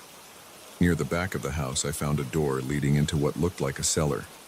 It had a heavy padlock, but the lock was rusted. I made a mental note about potential basement access. Then I noticed a small pile of tools near an old shed: a shovel, a rusted rake, and a couple of empty paint cans. They looked abandoned. The shed door was off its hinges, lying on the ground. I peeked inside. It was dark, but I saw some broken shelves and a few spider webs. No reason to explore further. The sun was almost gone now, and the temperature dropped fast. I shivered and decided I had enough information for a preliminary report. I walked back toward the front yard, my eyes scanning the windows as I passed. I saw my own reflection in one of the shattered panes. My heart thudded when I thought I saw another shape behind me, but I spun around and saw only the yard. I exhaled and rubbed my forehead, feeling a dull ache creeping in. I was probably spooking myself more than necessary. Reaching my car, I leaned against it for a moment, checking my phone battery. It was low.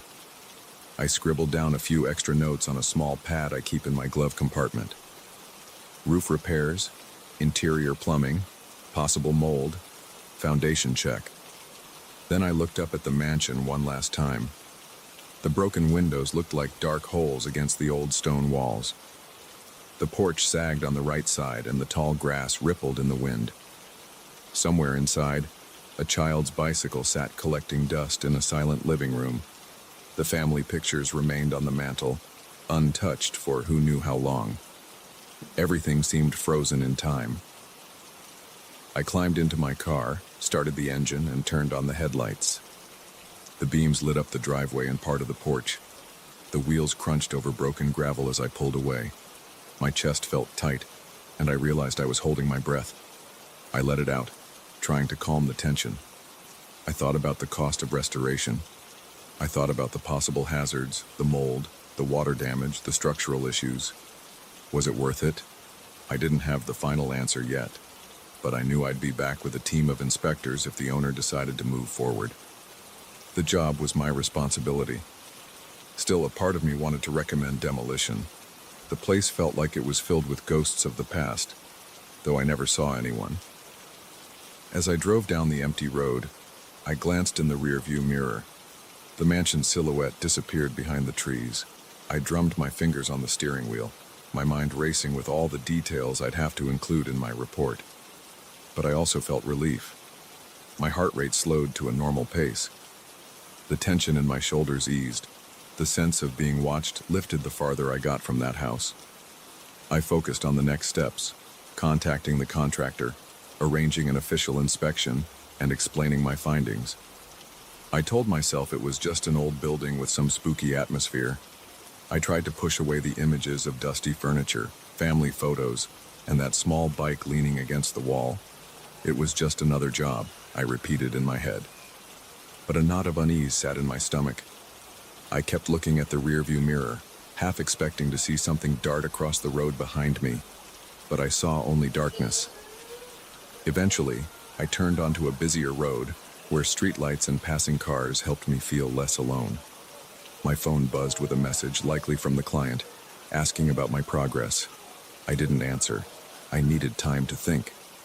When I finally got home, I locked the door behind me and dropped onto my couch.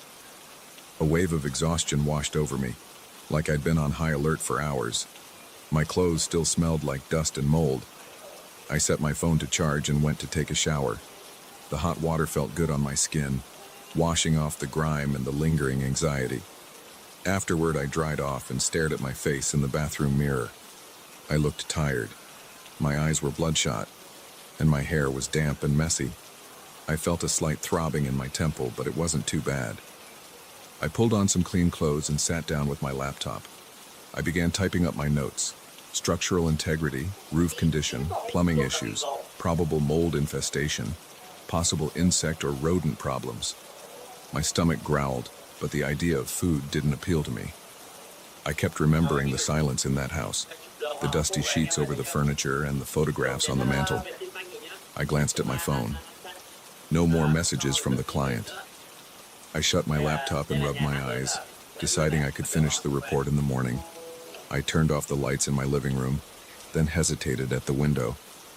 Outside, the street was quiet. A car passed now and then. I felt safe at home, yet a bit unsettled by the day's experience. I crawled into bed and tried to clear my mind, but I kept seeing images of that bicycle and those pictures. They seemed out of place in an empty house. I stared at the ceiling until I drifted off. I wished I could shake that feeling of intrusion, like I'd stepped into something I wasn't supposed to see. But it was just a job, and soon it would be a construction project or a demolition plan. Either way, that old mansion wouldn't stay hidden forever.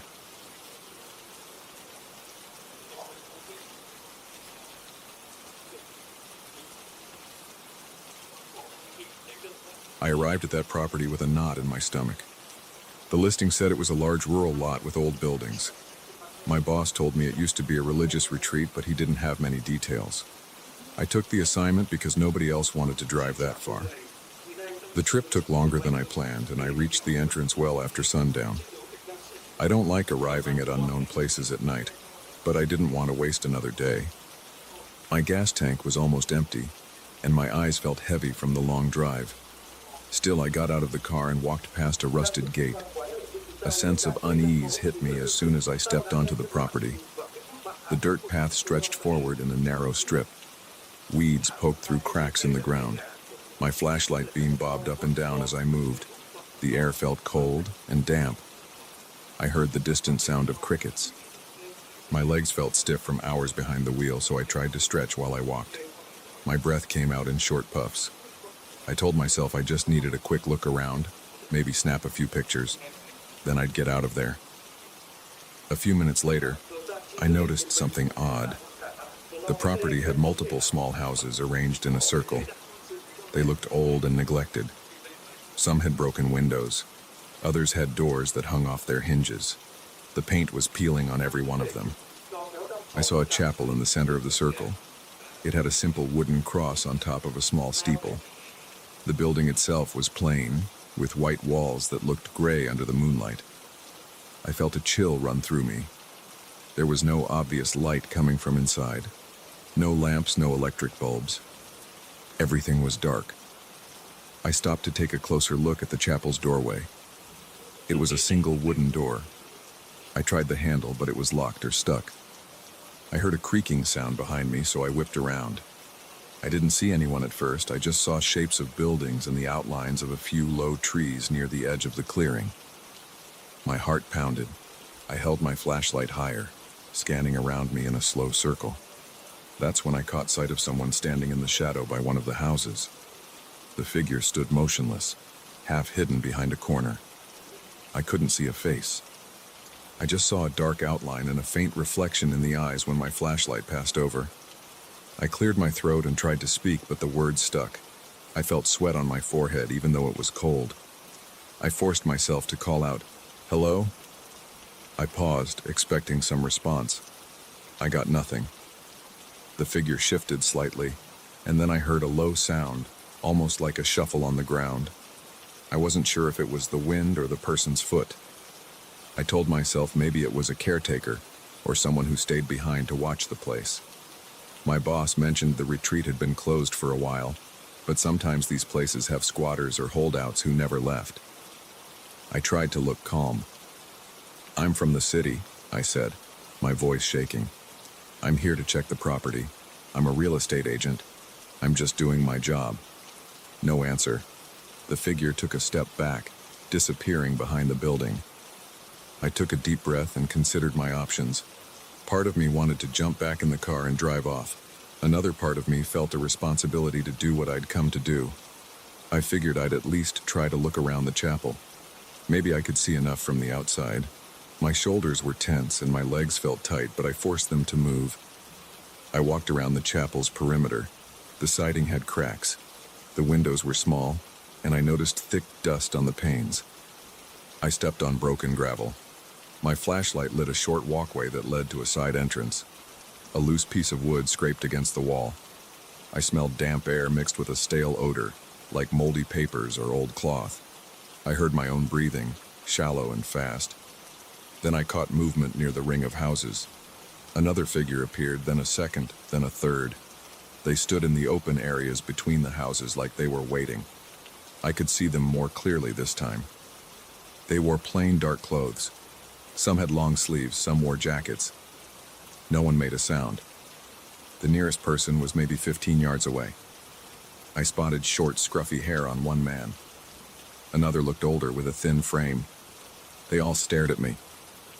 I felt my hands start to shake. I raised my voice again. "I'm not here to bother anyone. I just need to look at the property. Then I'll leave." The group didn't respond. Nobody nodded or waved. They just stood there, watching. I tried to angle my flashlight away from their faces because I didn't want to provoke them. I heard my pulse in my ears. I began to wonder if they were part of some group that never left the retreat. I didn't see any sign of normal living, though. No lights, no vehicles, no sign of a generator or anything like that. It looked abandoned. I knew I had to keep it together.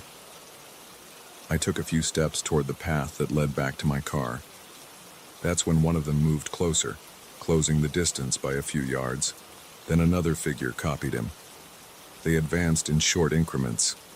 I stopped. The hair on my arm stood up. I felt a sudden rush of adrenaline. My flashlight trembled in my grip. "Look," I said, my voice quivering. "I'll leave right now if you want." They said nothing. They spread out slightly, forming a loose semicircle around me, but they were still a few yards away. I felt trapped between the chapel and those people. My mouth went dry. I swallowed hard and decided to move toward the gap between two of them. I figured if they wanted to stop me, they would, but I couldn't just stand there. As soon as I took one step, they took one step.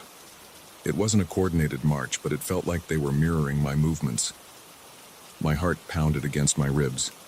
I kept thinking about how I had no phone signal. I'd checked earlier, and there were no bars. Even if I tried to call for help, I doubted it would go through. My car was parked outside the gate. It wasn't too far, but it felt like a mile away. I remembered the gate was just a few hundred feet back, near the entrance. Maybe I could sprint there, but I had no idea if these people would chase me. I forced myself to speak again. "I'll just go." My voice cracked. Nobody replied. They took another step toward me. Now they were close enough for me to see their faces under the faint moonlight. Their expressions were blank, but their eyes looked wide and unblinking. One man's jaw was tense and his lips parted like he was breathing through his mouth. A woman to his left had her head tilted slightly as if she was trying to get a better look at me. I felt a spike of panic. My hands tingled from the rush of blood, and I felt a trembling in my knees. I turned and walked fast in the direction of the gate, keeping my eyes on them as best I could. They moved too, matching my speed. I wanted to run, but I was afraid that if I ran, they'd chase me. My stomach churned. I reached the spot where the dirt path met the main clearing. I could see the fence line ahead. The rusted gate was open. My car was just beyond it, a dark shape against the night. I felt a slight sense of relief. I glanced back. They were still coming, closing the gap. I heard the crunch of dirt and gravel under our feet. My heart was hammering so hard that it felt like a drum in my chest. My eyes locked on the car. I kept walking. My flashlight bounced. My breath came in gasps. I felt the cold air hitting my lungs. Behind me, I heard shuffling steps and maybe a mutter or two, but no clear words. I just sensed their presence getting closer. My adrenaline spiked again, and I broke into a run. I didn't care anymore about provoking them.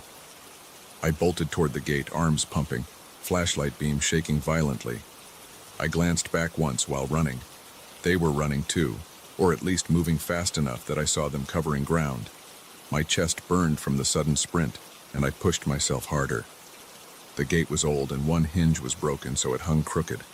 I slammed into it with my shoulder, shoving it aside. My car was right there. I fumbled with my keys, nearly dropping them on the ground.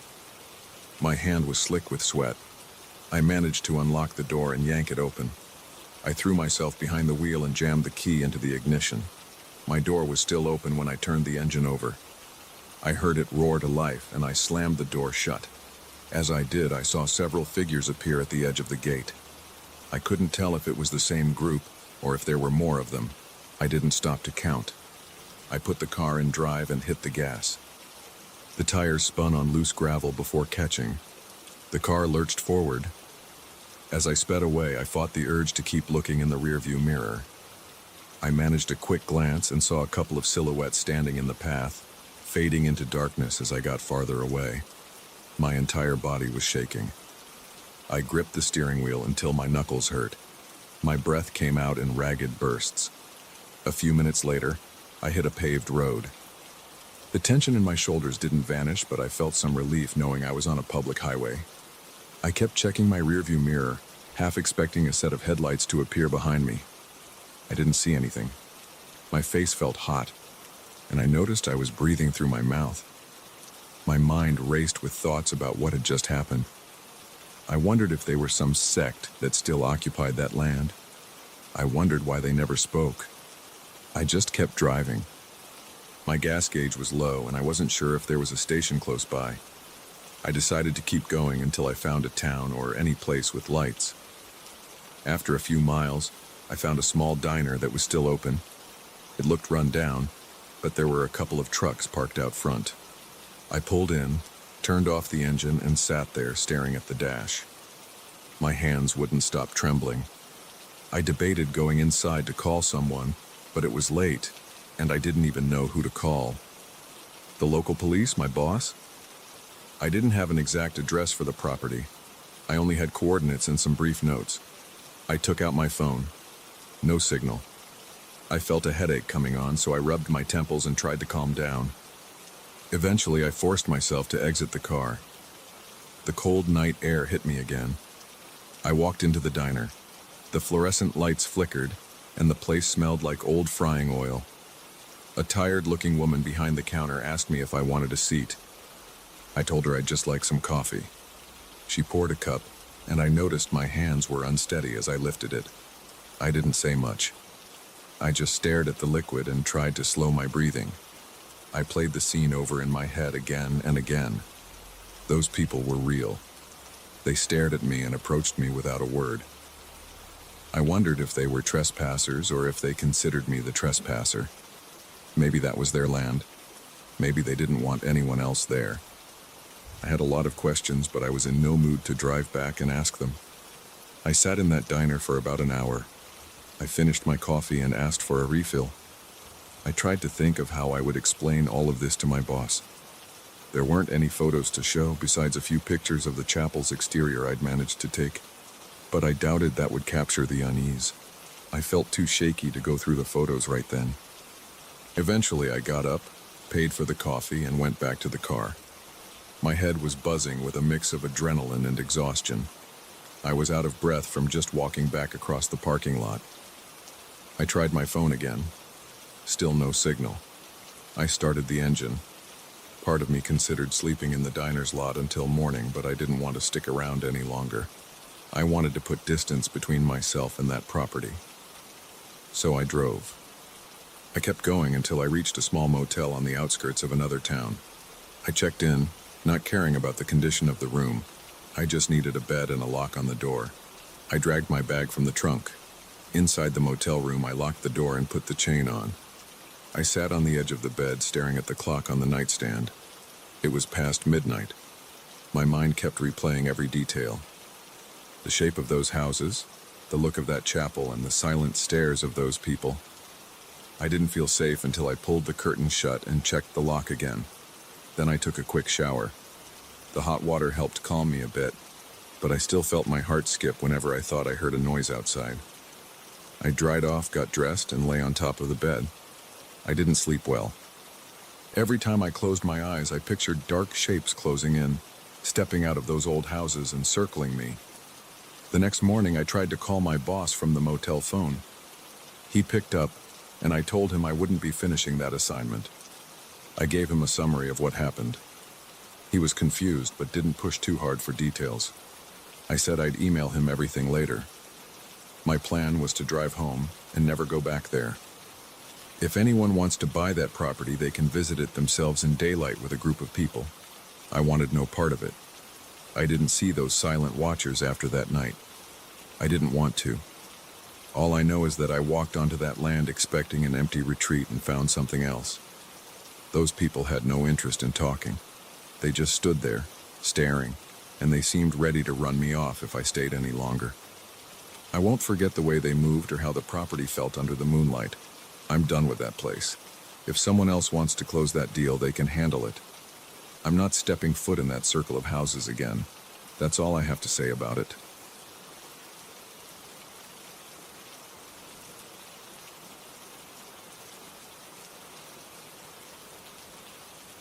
I first heard about the old manor from a local historian. He told me it used to produce wine until the 70s. He said the place was abandoned, and people in town whispered about strange noises at night. I make regional documentaries, so I figured I'd check it out. I didn't expect to find anyone living there. I didn't expect to feel uneasy in those empty rooms. But from the moment I set foot inside, I sensed something was off. The hallways were silent, but I kept catching little signs that I wasn't alone. That's when I discovered the new supermarket bags and the cookie wrappers in the attic. That's when I realized someone else might be hiding in that house. I arrived at the front gate early in the morning. The sky was clear and the air felt a bit cold. I parked my old van on a small gravel patch near the front steps. The manor stood in front of me with chipped paint and vines crawling up the walls. The windows were dark and the wooden door looked sturdy, though it had cracks along the edges. I pulled on the door and it opened with a creak that made me swallow hard. I stepped inside with my camera equipment on my back and a flashlight in my hand. The entrance hall was large and empty. The floorboards squeaked under my boots and dust drifted in the sunlight coming through the broken windows. A few furniture pieces were scattered around, covered in sheets. I could see an old chandelier above me, missing half its crystals. I heard my own breathing echo as I stood there, getting a feel for the place.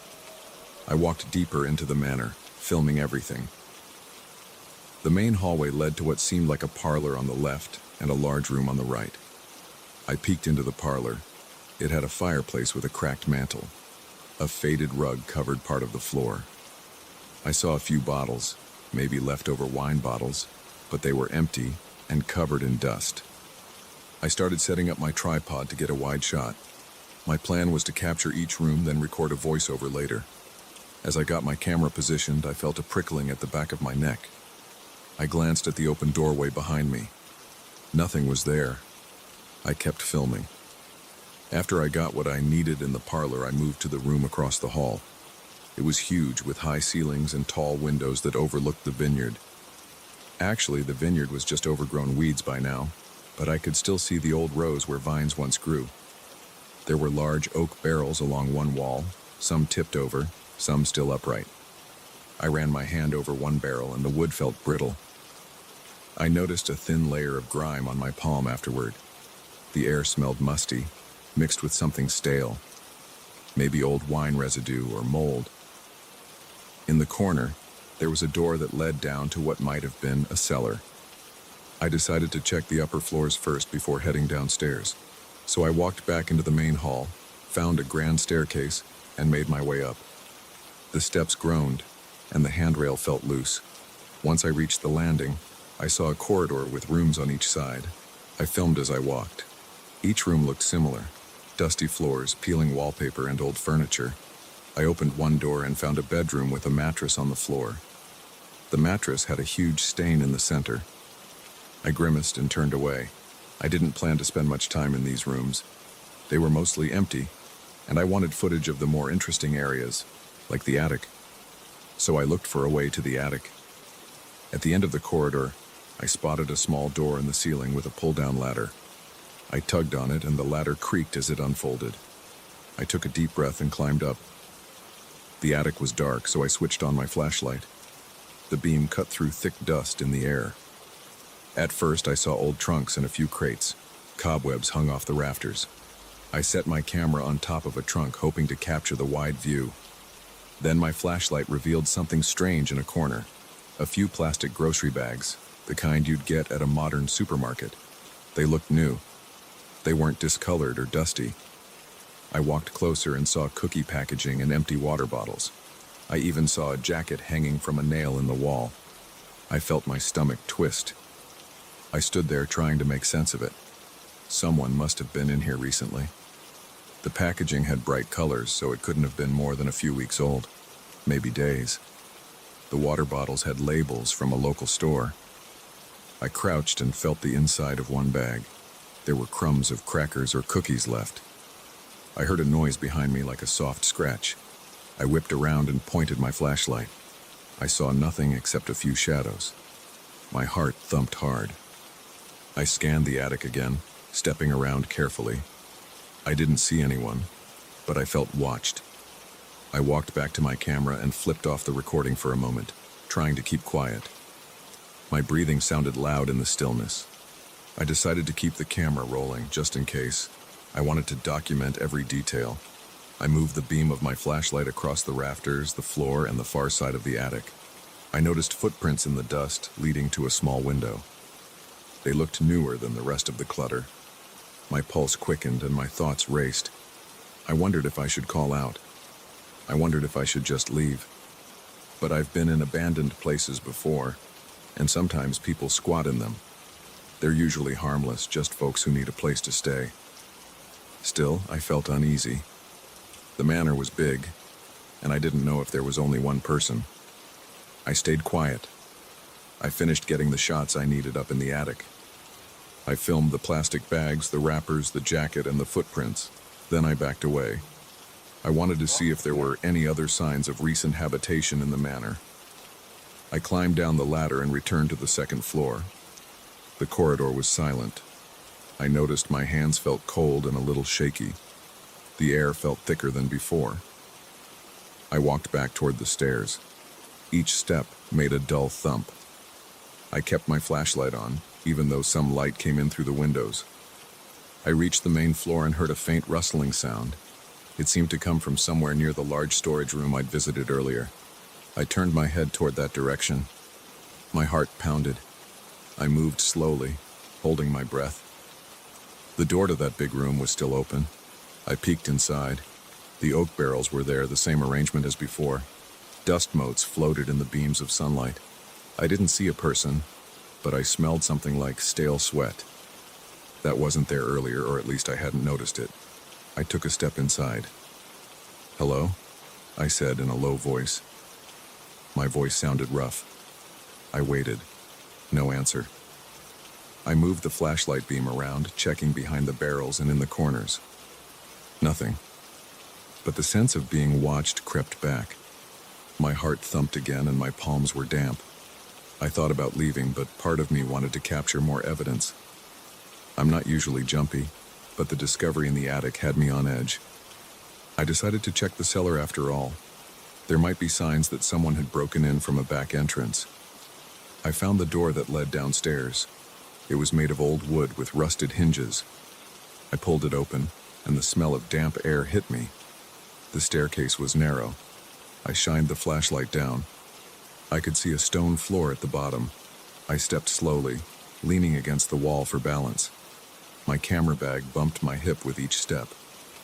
The cellar was darker than the rest of the house, and it felt colder. At the bottom, I saw rows of wine racks. Most were empty, but a few still held dusty bottles. A single light bulb hung from the ceiling, but it was dead. I only had my flashlight. Water dripped from the walls. The sound echoed softly. I noticed there was a second chamber in the back, so I headed there. My footsteps were steady, but my breath got faster. The air smelled stale, like old stone and moldy wood. When I reached the second chamber, I noticed something that looked like a makeshift sleeping area. There were a few blankets spread on the ground. They weren't ancient blankets. They looked worn, but not from the 70s. There was a small pile of items. A flashlight, some unopened packages of snack food, and a couple of half-filled water bottles. I crouched down and touched one of the blankets. It was slightly warm. My chest tightened. That meant someone had been here recently, maybe minutes ago. I felt a sudden rush of adrenaline. My skin tingled and my throat felt dry. I stood up and raised my flashlight, checking every corner. The chamber was about 15 feet by 15 feet, with stone walls and no windows. I didn't see any other exit. There was no place for someone to hide except behind the racks, but they were against the walls. I backed away, keeping my eyes on that sleeping area. My thoughts bounced around in my head. If the blanket was still warm, the person who used it might be nearby. I might have scared them off, or maybe they were still somewhere in the manor. I moved back toward the stairs, shining the flashlight around one more time. I didn't see anyone, but the tension in my stomach got worse. The quiet felt heavier. I climbed the steps, my legs feeling unsteady. When I reached the top, I carefully closed the cellar door. I didn't lock it because I didn't have a key, but I wanted to put a barrier between me and that dark space. I stood in the large storage room again and took a few deep breaths. I checked my watch. It was getting late in the afternoon. and the light in the windows had shifted. I decided I had enough footage for the documentary.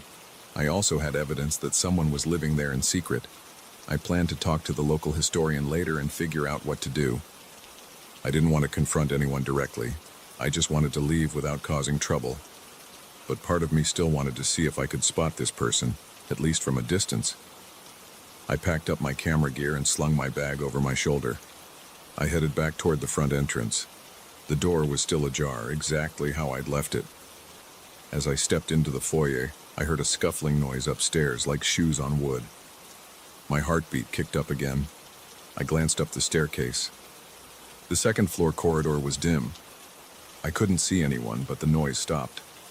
I stood still, waiting to hear it again. Nothing. I debated whether to call out or ignore it. I decided to keep moving. My nerves were shot, and I didn't want a confrontation. I walked outside and closed the front door behind me. The cool air felt good on my skin. The sun was lower in the sky, and my van looked comforting in the otherwise empty driveway. I quickly walked to it, loaded my equipment, and sat in the driver's seat. I locked the doors out of habit, then started the engine. I gave the manor one last look.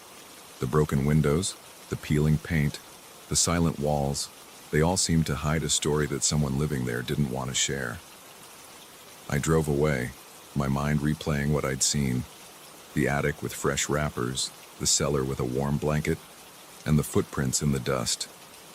I wondered if the person living there felt afraid of me. Maybe they heard me coming and hid.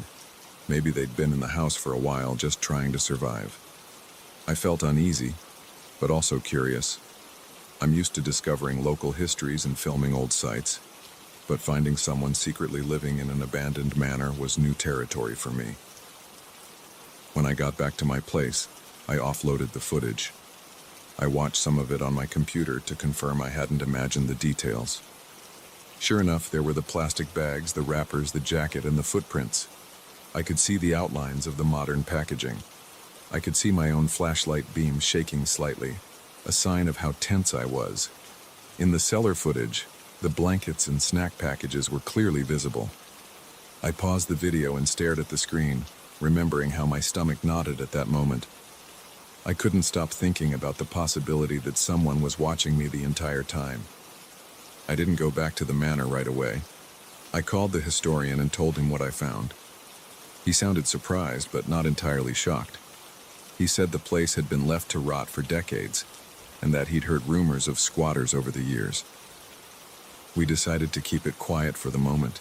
I still plan to use some footage in my documentary, but I'll edit out the evidence of the person's presence. I don't want the local authorities swarming in and forcing them out. I don't know their situation, but I doubt they mean any harm. Whenever I think of that attic, I remember the soft crinkle of plastic bags and the faint rustling behind me. It makes my pulse pound, even now. I don't have an explanation for every noise I heard that day, but I know I wasn't alone in that house. That's enough to remind me that some abandoned places aren't as empty as they look. And sometimes the secrets they hide aren't about ghosts or legends.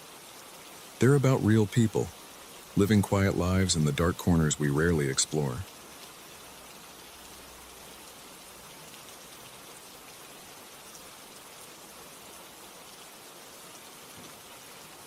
I parked my truck by the curb in front of the old brick building. The windows were boarded up, and a few sections of the front wall had chunks missing. I walked up to the entrance with a flashlight in my hand and a clipboard under my arm. My job was to figure out how much debris was inside and how big of a crew I would need to clear it. I'd done this routine in many places before, but this place felt different. The air around the door smelled stale, and I noticed a broken chain on the ground near the entrance. Someone must have cut it to get in at some point. I reached for the steel door. It was slightly ajar, and I pulled it open. It scraped against the floor, making a rough sound that echoed. My flashlight beam showed a dusty hallway leading to the main area on the ground floor. The space was littered with shattered tiles, busted drywall, and pieces of wood. There were some metal frames, maybe from furniture or old equipment. Water stains ran along the walls, and a few exposed wires stuck out near the ceiling. I stepped in and felt the crunch of debris under my boots. I tried not to trip over the pieces of concrete or random junk. The air was thick with dust, and I coughed a few times. I clicked my flashlight to a brighter setting, scanning the corners. I had a sense that someone else might be in the building, but I didn't see or hear anyone. Still, I felt uneasy. My shoulders tensed, and I kept glancing around. I walked deeper into the main floor. The place looked like it used to be some sort of office or maybe a reception area. There was a big desk on its side near one wall, and I spotted a few dark stains on the floor. I didn't want to step on them, so I walked around. I heard my own footsteps echo, and every time I stopped, the building felt too quiet.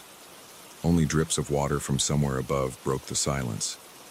I made notes on my clipboard about the volume of debris. There were broken ceiling tiles scattered all over. Broken glass from windows lay in piles near the walls. I thought I saw an old elevator shaft on the other side of the room, but I didn't feel like investigating it yet. My plan was to do a quick sweep of the ground floor, then check the upper floors if the stairs looked stable. I moved a piece of drywall aside with my foot. The flashlight beam caught a large hole in the wall. It looked like someone had torn out parts of the wall to get to the wiring. I took a few more steps, listening to the crunch of debris. Then I heard a sudden thump that came from somewhere behind me. I spun around and aimed my flashlight, but I only saw dust in the beam's path. I tried to slow my breathing. My pulse was a little faster than usual. I told myself that old buildings make noises. There could be rats, stray cats, or even a homeless person. I decided to call out, "Hello, anyone here?" My voice echoed. No one answered. The hair on my arms stood up, and I couldn't explain why. I took a few slow breaths and continued toward a door that looked like it might lead to a side room. The doorknob was missing, so I pushed it open with my foot. The hinges squeaked. The small room was filled with more rubble. Pieces of tile were stacked in one corner. There was a strong smell of mold. A broken shelf leaned against the far wall. I shone the flashlight along the shelf. Nothing interesting, just old boxes and some trash. I heard another drip of water. I located the source, a damaged pipe overhead. Water droplets slid down a bent piece of metal and fell into a small puddle on the floor. I stepped back to avoid getting dripped on. My flashlight flickered for a second, and I gave it a shake. I stood there, trying to decide if this room was worth examining in more detail. Then I felt a sudden pressure on my arm. It was firm, like a hand grabbing me. The grip felt real, and it sent a jolt of shock through my body. My eyes widened and my stomach lurched. I snapped my head to the side, aiming the flashlight toward where I felt the grip. But there was nothing. My heart thumped so hard I thought it would burst out of my chest. I yanked my arm away by reflex. The pressure vanished, like it had never been there. I couldn't speak. I held my flashlight with a shaking hand. I turned in a full circle, checking every corner, but I didn't see a single person. My throat was dry. My arm tingled where I had felt that grip. It felt like fingerprints pressed into my skin. I took a step back, stumbling a bit on a chunk of concrete. My knee bumped against a bent piece of rebar. I realized I was panting. I could hear my breath echo in my ears. My mind raced. Maybe I had brushed against something sharp, but my sleeve was rolled up to my elbow. I should have felt a scrape, not a grip, and I didn't see anything that could have latched onto my arm that hard. I spun around again, shining the beam in short bursts, checking behind the broken shelf. Nothing moved, not even a rat or spider. I swallowed hard. My instincts told me to get out of there. I rushed out of the small room, heading back to the hallway. My boots kicked up dust, and I coughed again.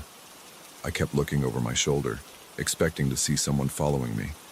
Nothing was there, just the flickering shadows. My mouth felt sour. I needed fresh air, so I jogged toward the entrance, stepping over debris without caring about the noise. Every little sound, the crunch under my feet, the drip of water, the creak of the old ceiling, made me more anxious. I just wanted to leave. When I reached the door, I shoved it open harder than I intended. It made a loud scrape, but I didn't care. I stepped outside into the daylight. The relief was immediate. The air smelled fresher, and the sunlight felt warmer than before. I closed my eyes for a moment, taking a long breath. My skin felt clammy and my shirt stuck to my back. I was covered in a layer of dust and sweat. I looked down at my forearm. There were red marks, shaped almost like fingers. They weren't cuts. They looked more like bruises or welts. I placed my own hand next to them to compare. The spacing was different. It didn't match my own hand. My stomach turned as I realized it really looked like someone else had grabbed me. I rubbed the spot. It felt tender. My head pounded with questions. Did someone sneak up on me?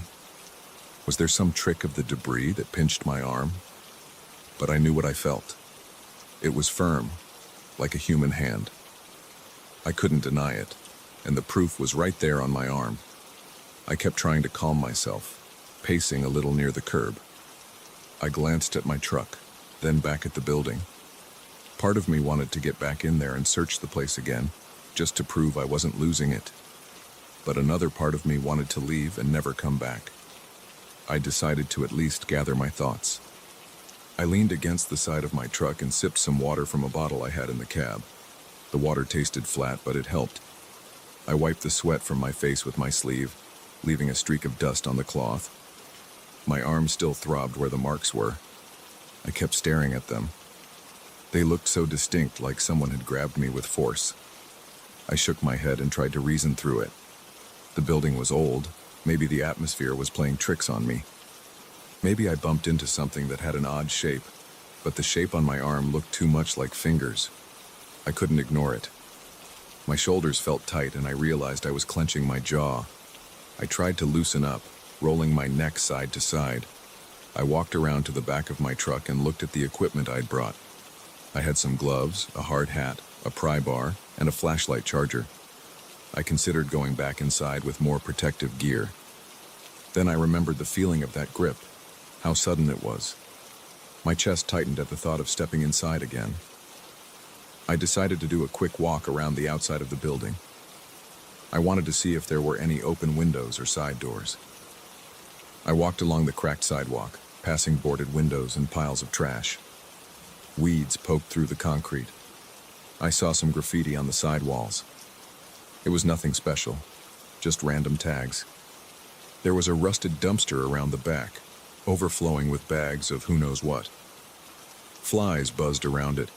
The stench of rot filled my nose, and I backed away. I found a side entrance also boarded up, with a broken lock on a chain. It looked old. I tugged on the board. It didn't budge. The wood was splintered in places. I peered through a gap, but it was too dark to see much. I heard a faint rustle, but it could have been wind or an animal. I stepped away and walked to the rear of the building. The old loading dock was piled with broken pallets. The big metal garage-style door was partially open, but it was dark inside. I aimed my flashlight in there from the outside. I saw more debris and broken furniture. The place felt abandoned and wrong. I couldn't shake that tension in my stomach. I circled back to the front and stopped to catch my breath. My boots were coated in dust and my arms felt shaky. The marks on my arm were still there, just as red. I looked at them again. They felt warmer than the rest of my skin. It freaked me out. I clenched my fists and closed my eyes, trying to decide what to do next. I thought about my job. My boss wanted a quick assessment. Normally, I'd go floor by floor, take photos, and figure out the disposal plan. But that grip felt too real, and I wasn't sure I could walk through that place alone. My chest felt tight with dread. I checked my watch. I realized I'd only been in the building for maybe 20 minutes. It felt longer. I decided I needed backup. I pulled out my phone and tried to call a coworker. The signal was weak, and the call didn't go through. I walked closer to the street until I got a signal. I called a buddy from work and told him I needed help with a site. I didn't mention the weird stuff. I just said I wasn't comfortable going in there alone, and that the structure might be unsafe. He said he could come by in an hour or so. I sat in my truck with the engine running, letting the air conditioner blow away some of the dust. My heart was still racing, and I kept checking my arm, half expecting those marks to fade away. They didn't. They stayed, red and shaped like fingers. I flexed my arm, and it stung a bit. I drank more water and waited, tapping the steering wheel. I watched the building's entrance like I expected someone to walk out. No one did. When my coworker arrived, I got out of the truck and showed him the marks on my arm. He gave me a confused look. I explained that something weird happened inside. I told him I felt a hand on me. He glanced at the building and then back at me. He said maybe I was just jumpy from the environment. I shrugged, but I knew what I felt. Still, I let him think what he wanted. We decided to go in together. We each had a flashlight and gloves. I also carried a small crowbar. We walked through the door. The air felt thick again. Dust motes floated in the flashlight beams. We checked the big room and the side room where I'd felt that grip. Nothing looked out of place, except for the debris. No footprints, no signs of anyone hiding. He joked that the place was creepy, but he didn't seem nervous. I tried to keep my breathing steady, but my pulse was still high. After a quick sweep, he said he didn't see anything worth worrying about. The structure seemed stable enough for our usual crew. I nodded, but I stayed close to him. I felt safer with a second person there. He didn't mention feeling anything on his arm. I didn't either, and I certainly didn't want to linger. We left after making some notes about the needed equipment. Outside, I caught another glimpse of those red marks on my arm. They weren't as bright, but they were still there. My coworker looked at them again. He suggested maybe it was an allergic reaction to something in the debris. I didn't bother arguing. I told him it felt like a person's grip. He just shrugged. We packed up and left the property. I felt a wave of relief once we were a few blocks away. I didn't look back. Later that night, I checked my arm at home. The marks had turned into faint bruises. I pressed on them, and they hurt a bit. I kept replaying the moment in my head. The sensation of fingers pressing into my skin wouldn't leave my thoughts. I knew I hadn't imagined it, and the prints proved something touched me. I didn't have an explanation, and I wasn't going to invent one. All I knew was that, in that dark, dusty room, something grabbed me and I couldn't see it. I went to bed feeling uneasy, my thoughts racing. The building was just supposed to be another rundown place in a long list of jobs. I never expected to walk away with those marks on my arm. I never expected to run out of there like some frightened rookie. But I did, and those red marks stayed with me for days. I still don't have a solid explanation. I haven't gone back there alone, and I don't plan to. I've done plenty of tough cleanouts, but something in that place was different. Maybe it was just the stale air in my imagination. Maybe it was something that had no business grabbing my arm. I don't know, and I'm not sure I want to find out. All I know is that I felt a grip on my arm and I ran out of there faster than I'd ever run from any job. When I look at my forearm, I still picture those red, finger-like marks. They remind me that sometimes you can't see what's right next to you, and sometimes you just have to get the hell out.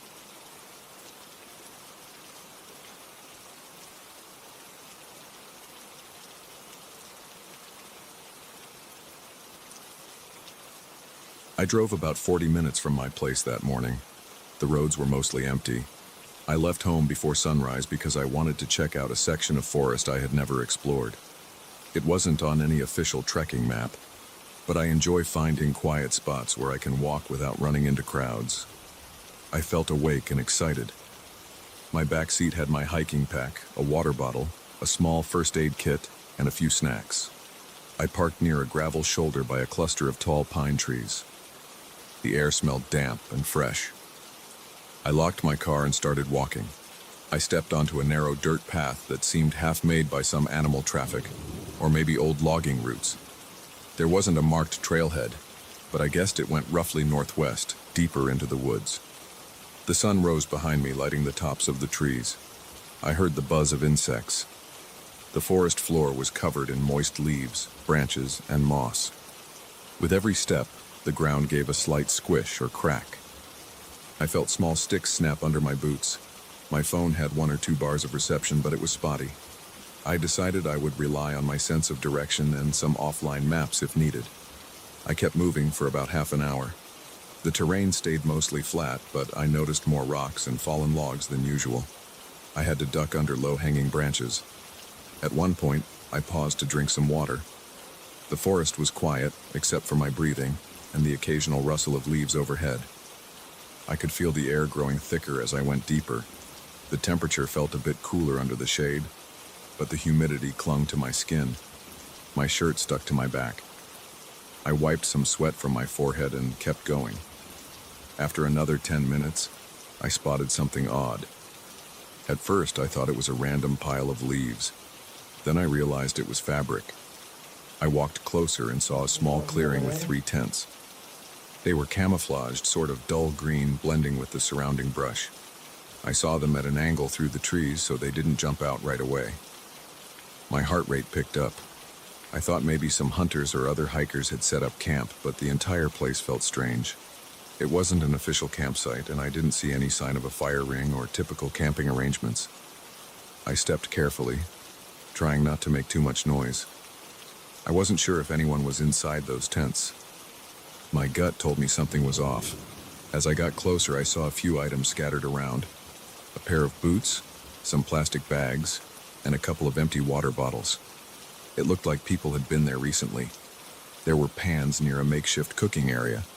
They had dried food residue in them, like someone cooked something not too long ago. I saw an improvised torch leaning against a tree trunk. Its tip was blackened, suggesting it had been lit recently. The smell of stale smoke lingered in the air. I stood still and listened. The forest around me was quiet, but my ears picked up faint rustling that could have been the wind or an animal. My pulse thumped in my chest. I felt my legs tense up. I had a weird sensation that someone was watching me. I looked around, scanning the trees, but I couldn't see anybody. The tents were zipped up. No movement. It felt too quiet. I couldn't ignore the sensation that I was being observed. I swallowed hard and stepped a bit closer, glancing at the tents from the side. One of them had its flap slightly open at the base, like someone left it unzipped at the bottom. I crouched down and tried to peek inside without actually touching anything. I saw a sleeping bag tossed to one side and a small flashlight on the floor. There was a foldable chair knocked over near the entrance. I didn't hear any breathing or stirring. That made me uneasy. It looked like whoever was there had either left in a hurry or was hiding somewhere. I felt the hair on my arms rise. My stomach knotted up, and I felt a bead of sweat slide down my temple. I stood back up and slowly walked around the clearing. My boots brushed against damp leaves, and each step sounded too loud in my ears. I felt exposed. I didn't see footprints that would indicate a large group, but I definitely saw footprints. Some were deeper, probably from boots, and a few looked like they might have been made by lighter shoes. I counted at least 4 different shoe patterns. The overlapping marks were scattered around the tents, heading in various directions. It was hard to tell how old they were, but the ground felt soft. Some impressions were fresh enough that the edges hadn't collapsed. I was tempted to call out, but something in my gut told me to stay quiet. It didn't feel right to announce my presence. I kept my voice inside and scanned the tree line around the clearing. There were tall pines, thick patches of brush, and large boulders. Anyone could be behind one of those trees, watching me. I felt my adrenaline rise. My shoulders stiffened. My breaths grew shorter. I told myself to stay calm, but my instincts were on high alert. I decided I should leave the clearing and see if I could circle back to the main path. Maybe I'd contact the local ranger station or something like that once I had a clear signal. I took one step toward the trees, and I heard a twig snap from somewhere off to my left. It might have been an animal, but it froze me in place. I didn't move for a few seconds. My eyes darted around, but I saw nothing. My heart hammered in my ears. The forest was silent again, but that moment left me feeling vulnerable. I turned slowly and started moving away from the tents, trying to keep as quiet as possible. My boots still crunched leaves, but I tried to place my steps carefully. I kept checking over my shoulder, but all I saw were tall tree trunks and dense undergrowth. I walked back in the direction I had come from, or at least what I believed was the direction. After a few minutes, I realized I might be veering off track. I recognized some landmarks, like a big fallen tree with broken branches, but then the path seemed to curve in a way I didn't remember. My phone's GPS was weak. The offline map was slow to update, so I had to rely on my sense of direction. My tension grew. I didn't want to wander aimlessly while feeling like I was being watched. I paused behind a thick tree trunk and took a few breaths. My palms felt clammy. My throat was dry. I sipped some water from my bottle. I reminded myself that I had decent navigation skills, but the nerves were getting the best of me. I pulled out the offline map app, waited for it to grab my approximate location, and tried to orient myself. I saw that I was slightly east of where I planned to be. I decided to angle northwest and hopefully rejoin the route I used earlier. I stayed alert as I moved. Every sound around me felt magnified. The rustle of leaves in the breeze made me tense up. A distant bird call jolted me for a second. I kept picturing a figure stepping out from behind a tree, but no one appeared. My stomach was in knots. I forced myself to breathe slowly and keep going. Step by step, I made my way through the undergrowth. I tried not to think about how weird that campsite was or why those tents were abandoned. All I knew was that I wanted to get out of there. After about 15 minutes of careful walking, I found a stream. The water was shallow, flowing slowly over rocks and roots. I recognized this stream from an earlier part of my hike. It ran parallel to the rough path I had followed before. That gave me some relief. At least I had a reference point. I decided to follow the water downstream until I reached the spot where I first crossed it. Then I could retrace my steps back to the car. My legs were starting to feel shaky from a mix of anxiety and the uneven ground. My breath felt unsteady, but I kept pushing forward. The light started to shift as the sun moved overhead. The canopy was thick in some areas, so parts of the forest looked dim, even though it was still daytime. My boots occasionally slipped on mossy rocks by the stream, forcing me to step carefully. I kept checking behind me, though I never saw anyone. I did have that persistent feeling of eyes on my back. It made the hairs on my neck prickle. Every time a branch snapped or a bird flew by, I'd jump a little. My mind conjured images of whoever camped there following me quietly. Eventually, I found the spot where the path had crossed the stream. The ground was disturbed there, with some boot prints near the water's edge. I felt a slight rush of relief. I recognized the shape of a large rock near the bank that I'd passed earlier in the morning. I stepped across carefully. The rocks were slick, but I managed not to slip. Then I headed up the slope to what I hoped was the same rough trail I had used before. My phone had a few bars now, so I felt better about at least being able to make a call if something happened. I walked for another 10 minutes, scanning the woods for any sign of movement.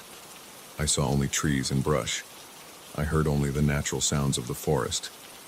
Slowly, my nerves started to settle, though I kept glancing behind me. I had a strong urge to break into a jog, but I controlled it because I didn't want to risk twisting an ankle or losing the path. I told myself that if there were people in those tents, maybe they were harmless or just shy. But the condition of that campsite felt wrong. The leftover pans, the improvised torches, and the silent tension made it seem more suspicious than a casual camp.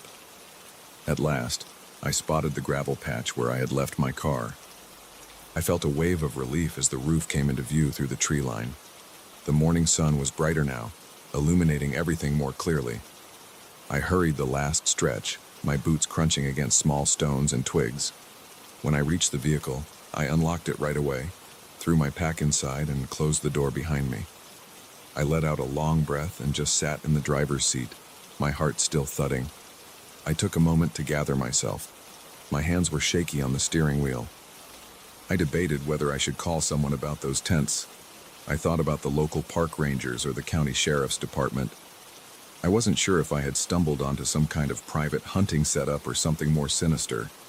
My gut still told me it was off. I decided to drive a bit closer to town before making any calls. The cell coverage would be better, and I could think more clearly once I was away from that place. I started the engine and pulled onto the dirt road. My tires kicked up a little dust. I checked my rearview mirror a few times, half expecting to see a figure step out of the forest. There was nothing but trees and brush. The tension in my shoulders remained as I navigated the winding road back to the main highway. Once I hit the pavement, I felt my body ease up slightly. The hum of other cars in the distance and the occasional farmhouse on the side of the road reassured me that I was back in familiar territory. I drove until I reached a gas station about 15 minutes away. I parked near one of the pumps and turned off the car. My hands were still a bit shaky, and my mouth was dry. I walked inside and bought a cold drink. The fluorescent lights and the hum of the coolers felt oddly comforting. I realized how tense I was out in the woods. After a few sips of water, I stepped aside and pulled out my phone. I dialed the non-emergency line for the local ranger station and tried to explain what I saw. A hidden campsite, seemingly abandoned, but with signs of recent activity. I mentioned that I felt watched, but didn't see anyone. The person on the other end said they'd send someone to check it out. They also asked me for specifics about the location, so I gave the best directions I could. After that, I just sat in my car for a moment, thinking about how the day turned out. I'd started off wanting a peaceful hike, and I ended up feeling like I stumbled onto something I shouldn't have seen. My heart rate was almost back to normal, but my chest still felt tight. No part of me wanted to go back to investigate on my own. I knew I'd stay away from that area for a while. If the rangers found something, they'd handle it. I had a strong urge to drive home, lock my door, and relax on my couch. That's exactly what I did. I left the gas station, got on the highway, and headed back to my place.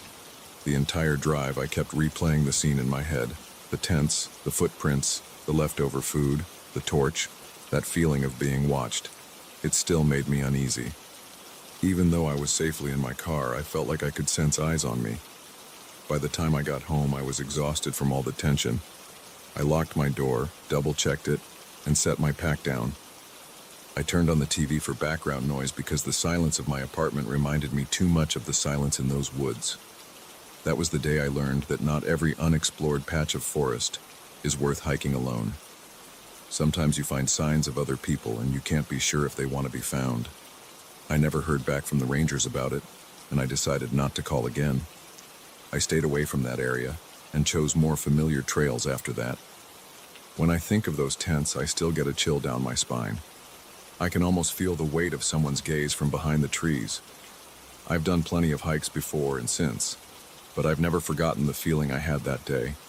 The sense that I was intruding on someone else's territory, and they were just out of sight tracking my every move.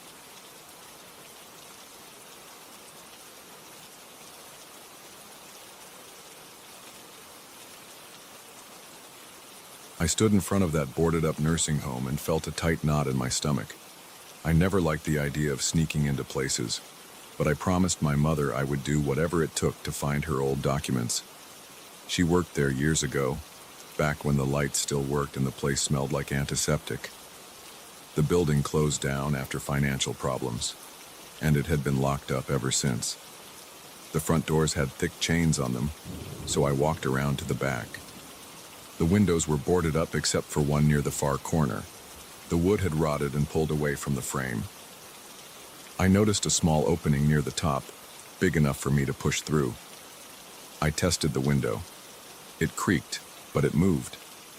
The glass was cracked, so I was careful not to cut myself. The last thing I needed was a trip to the hospital. I used both hands to lift myself up, pressed my elbows onto the sill, and wriggled inside. My sneakers scraped against the concrete walls as I slid in. Once I got my legs through, I dropped down onto a dusty tile floor. The dust in the air made my nose itch. I brushed myself off and tried to get my bearings. I switched on the small flashlight I had in my jacket pocket. The beam cut through thick darkness. Inside, the hallway stretched in both directions. The walls had peeling paint, and there was a stale smell that reminded me of damp newspapers. Water dripped from somewhere in the distance, hitting the floor in a slow, steady rhythm. I took a deep breath and walked down the corridor. My footsteps echoed, so I tried to move slowly. I didn't want to startle any security guard or squatters, if there were any. I remembered my mother's description of the place.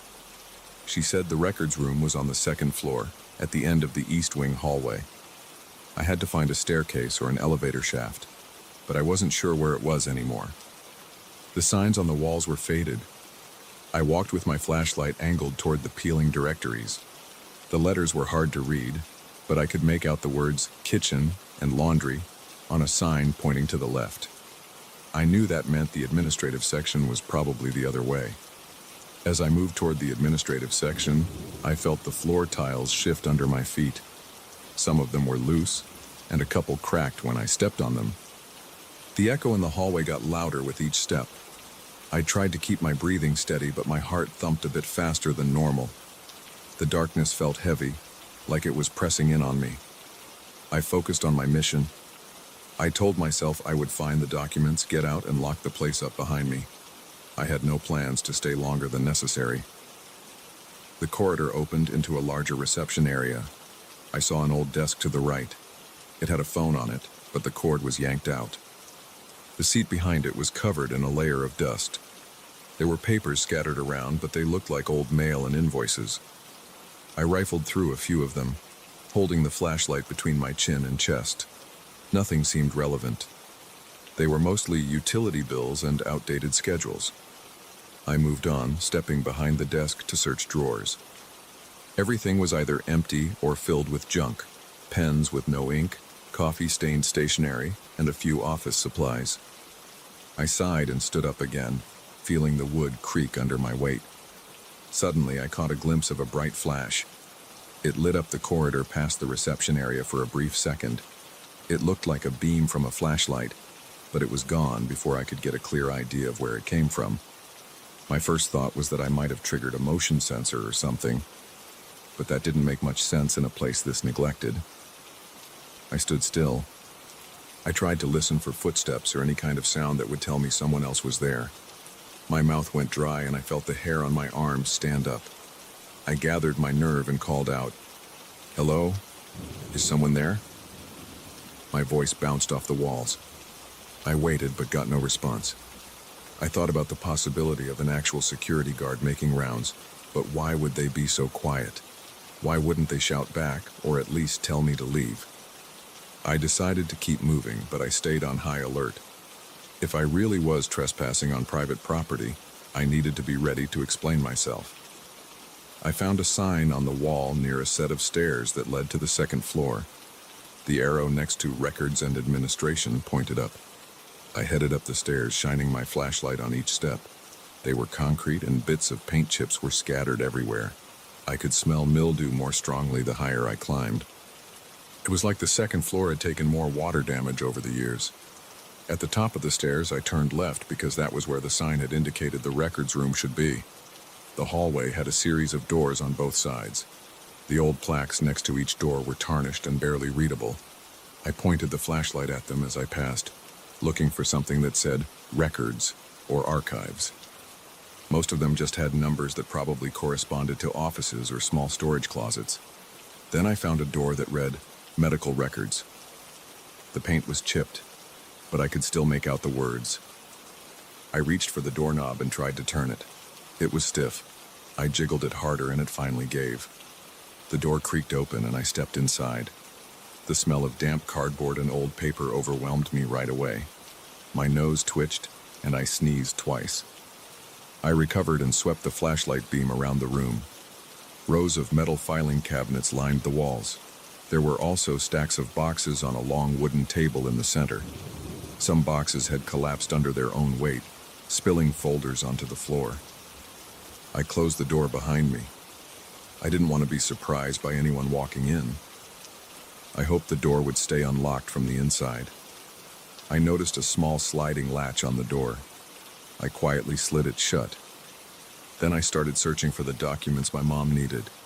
She told me the approximate year and department, but nothing was guaranteed to be in perfect order. The cabinets had old typed labels, but many were faded or torn. I tried to find the ones that might match the time frame she worked there. I opened a few drawers. The metal squeaked and scraped. The folders inside were crammed together. Some had names and dates, others had codes. My mother had been in administrative nursing, so I figured her files would be in a cabinet labeled with something about staff or employee records, but I wasn't sure. I kept looking. My flashlight began to flicker, so I gave it a quick tap against my palm. The light steadied. I knelt beside one drawer that had a series of staff rosters. I saw old timesheets and payroll records. That seemed promising. I flipped through them, squinting at the faded print. I tried to read the employee names. Many were blurred from water damage. Then I noticed a separate folder tucked in the back. It had my mother's name on it in pencil. My heart pounded a bit harder as I reached for it. The folder felt damp, and some of the pages were stuck together. I held the flashlight in my mouth, carefully prying the papers apart. These documents had her staff ID and some old performance reviews. I guessed my mother wanted these for personal reasons, maybe to dispute something from the past or just to have proof of her employment. Either way, I was relieved to find them. I slipped them into a large manila envelope I had brought with me. Then I kept searching to see if there was anything else she might need. After a few minutes, I realized I had probably found everything. I felt a wave of relief. I could leave now. I latched the drawer shut. That was when I heard something outside the door. It sounded like a faint shuffle or a step. I froze, holding my breath. My pulse throbbed in my ears.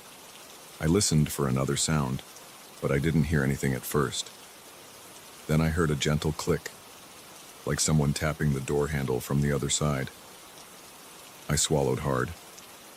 I reached up slowly and switched off my flashlight. The room went pitch black. I leaned against the cabinet, trying to stay quiet.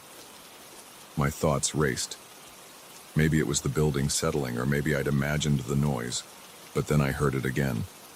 The handle rattled slightly, like someone was testing it. I was grateful I'd slid the latch shut. The handle stopped moving. Everything went still. I waited a few seconds, but it felt longer. My palms were sweaty. I wiped them on my jacket and tried not to let my breathing get too loud. Suddenly, I saw a small glow from underneath the door. It looked like someone on the other side was shining a flashlight toward the floor. My body tensed. I pressed my ear to the door, but I couldn't hear any voices. I couldn't figure out who it might be or what they wanted. My first impulse was to call out, but that might draw unwanted attention. I decided to stay still and silent. The glow moved away after a few seconds, like whoever was holding the flashlight had stepped back. Then the door handle rattled again, but this time more firmly. It didn't open, though. I kept the latch in place. I realized I needed to get out of there. Hiding in that small room forever wasn't an option. I took a moment to calm myself. Then I looked around for another way out. The room had one window high on the wall, but it was boarded over from the outside. I grabbed a metal stool near the table. I set my envelope of documents on top of the filing cabinet for a moment. Then I climbed the stool to check the window. Sure enough, thick boards covered it, and I could see no gaps. I was stuck using the door. I climbed back down and picked up my envelope. My hands were shaking, and my throat felt tight.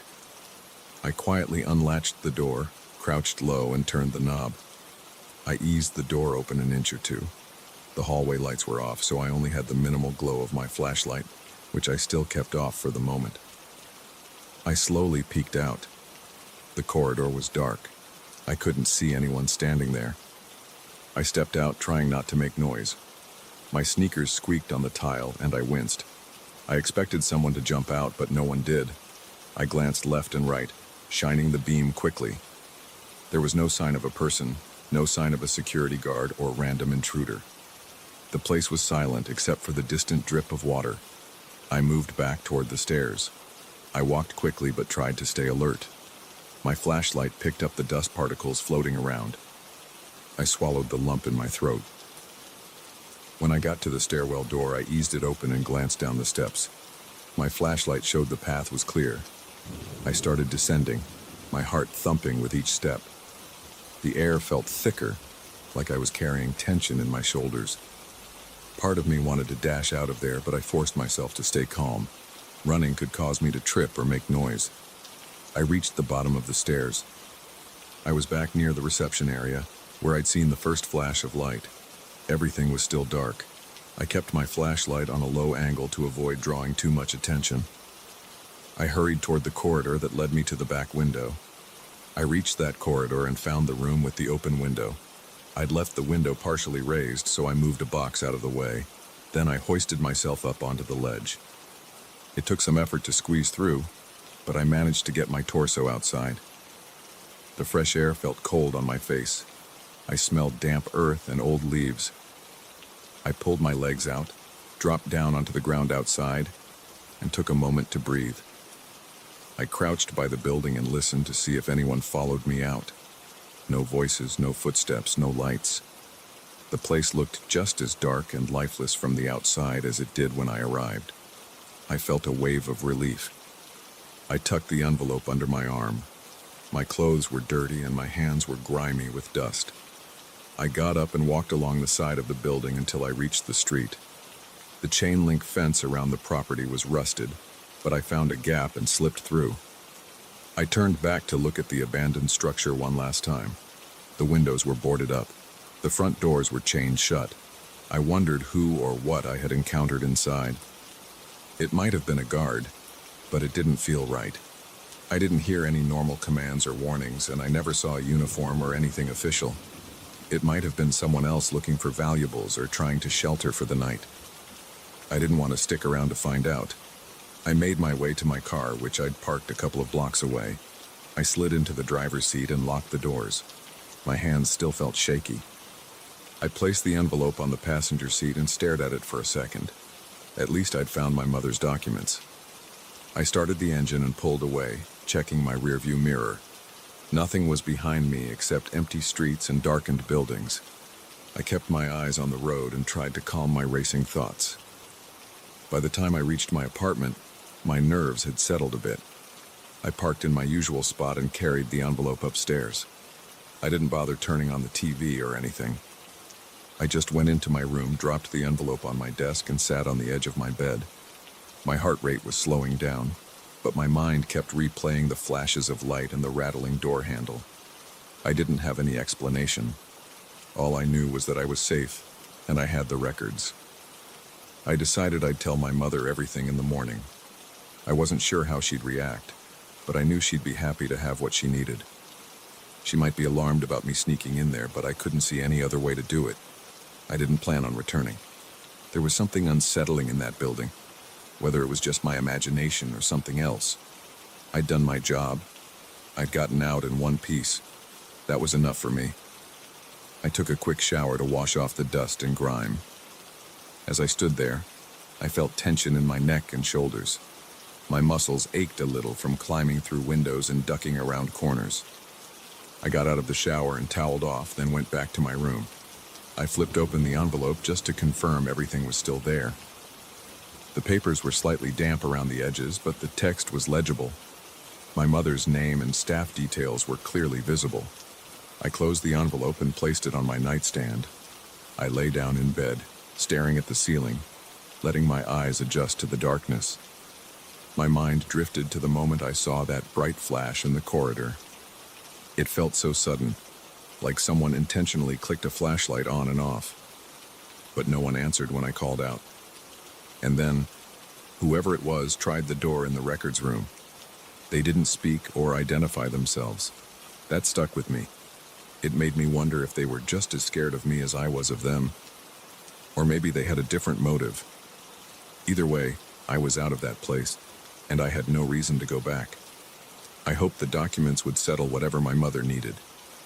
I closed my eyes, trying to push away the memory of that rattling door. My hands were no longer shaking and my breathing was steady. I finally drifted off to sleep, thinking about how strange it was to break into a place my mother once worked. But it was done. I had what I came for, and all I wanted now was some rest.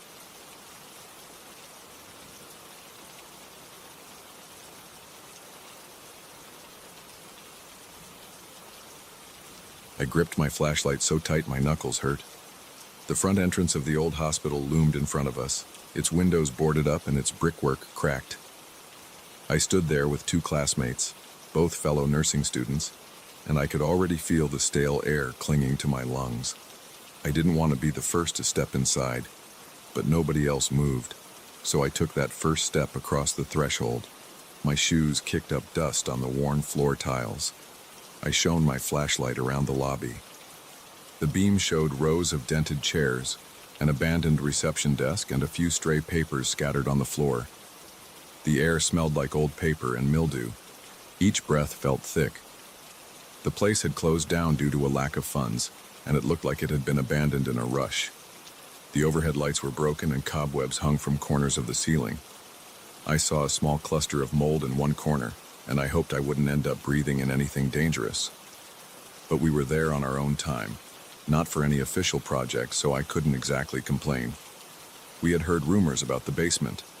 People said that was where they kept old patient files, medical records, and large bins of leftover equipment.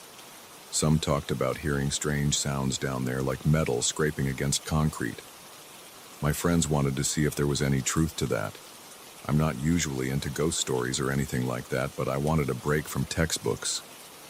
I also couldn't ignore that nagging curiosity. I'm the kind of guy who likes to see things for myself. We made our way deeper into the hospital. Our flashlights slid over cracked walls and broken exit signs. The hallways felt too quiet. My heartbeat pounded in my ears. I kept telling myself it was just an empty building.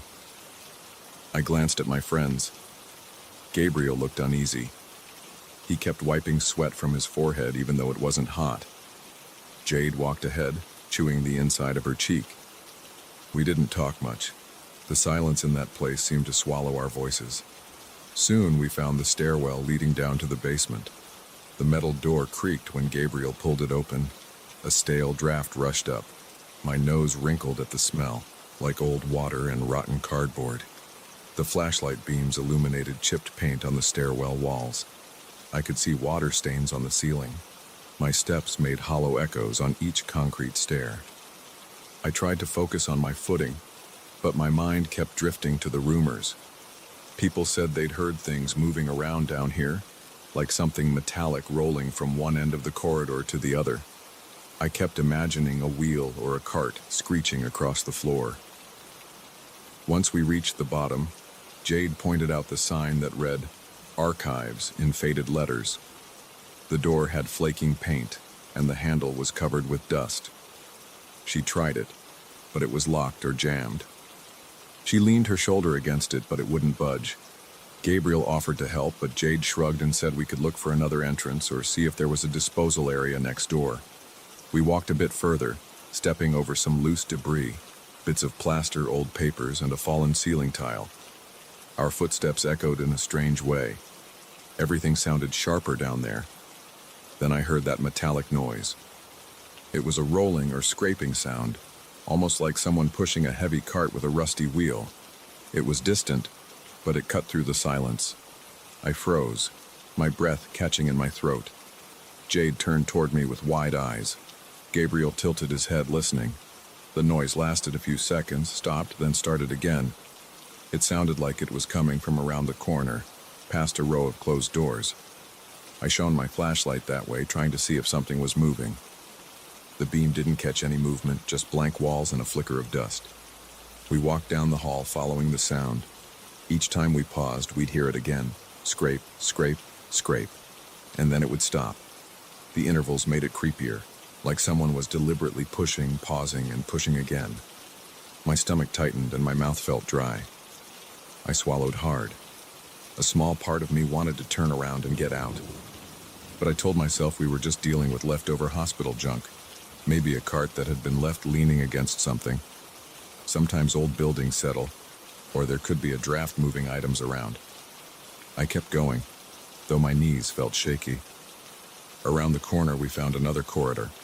The overhead lighting fixtures dangled, and every few steps I'd hear a soft clink from the metal swaying.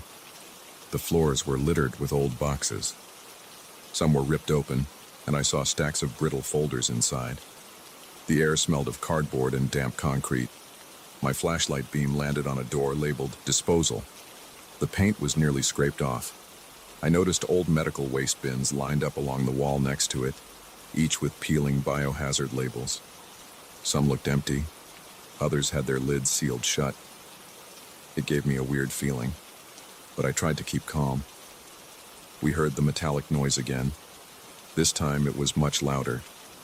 It sounded like it was right in front of us, coming from the disposal room. My heart hammered against my ribs. Gabriel glanced at me. His breathing was fast, and he looked like he was getting second thoughts. Jade whispered that we should take a quick look. just to see if there was something rolling around in there. We agreed.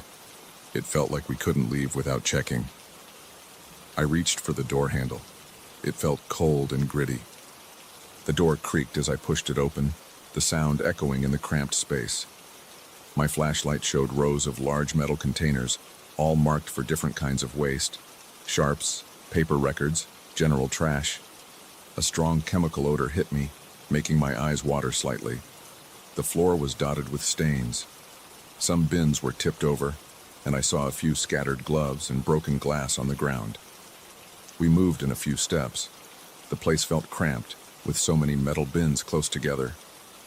It was hard to walk around without bumping into something. I tried to control my breathing.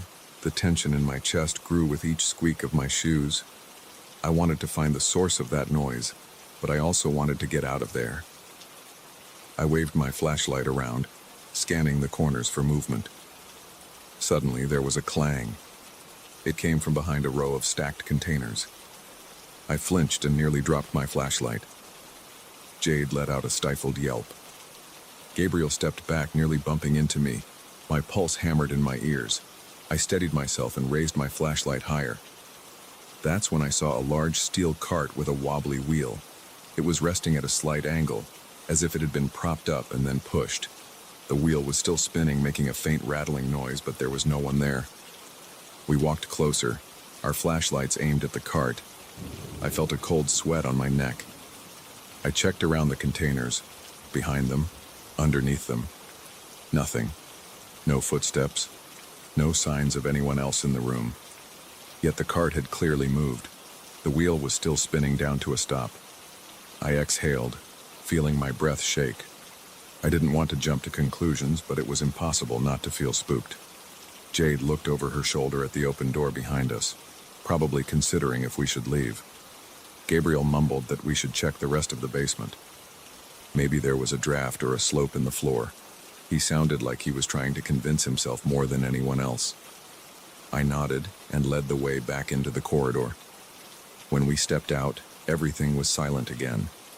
No scraping, no rolling, just the faint echo of our own footsteps. The tension in my shoulders made me stiff, and I tried to stretch my neck to release some of it. We decided to search a bit more. There was a small office across the hall with a shattered window in the door. I peered through the broken glass. Inside, I saw old desks and chairs. The door was unlocked, so we went in. Dust covered everything, and the air smelled like damp furniture. I went over to a file cabinet that was half open. It looked like someone had rummaged through it. The drawers were empty except for a few random documents. I thumbed through them. They seemed like inventory lists, dates, item names, and signatures. Nothing out of the ordinary. Jade glanced over my shoulder, then started looking through another cabinet. Gabriel stood by the door, keeping watch. I think he was still on edge about the cart. I was too. After a few minutes, we heard the metallic rolling again. It sounded farther away this time, like it had moved down the hallway. That scrape, scrape, scrape noise made my heart skip a beat. Jade put the papers down and exchanged a worried glance with me. Gabriel clenched his flashlight, his jaw tight. None of us spoke. We just knew we had to see where it was coming from. Or maybe we felt like we had to confirm we weren't imagining it. We stepped back into the corridor. The hallway stretched ahead with flickering shapes from our flashlights dancing on the walls. We followed the noise. It would start, then stop, start, then stop. Each time it felt like it was leading us somewhere. My stomach churned with anxiety. I kept telling myself not to panic, but I could feel my nerves on edge. My breathing grew shallow, and I noticed my hands shaking. I gripped the flashlight tighter to steady them. The corridor ended at a heavy double door that had a sign above it: storage. It looked like it once had a security lock system, but the panel was dark. It didn't look like it had power. We tried the doors, and they opened with a bit of force. A musty odor came out, and I coughed into my shoulder. We stepped inside and found ourselves in a large storage room.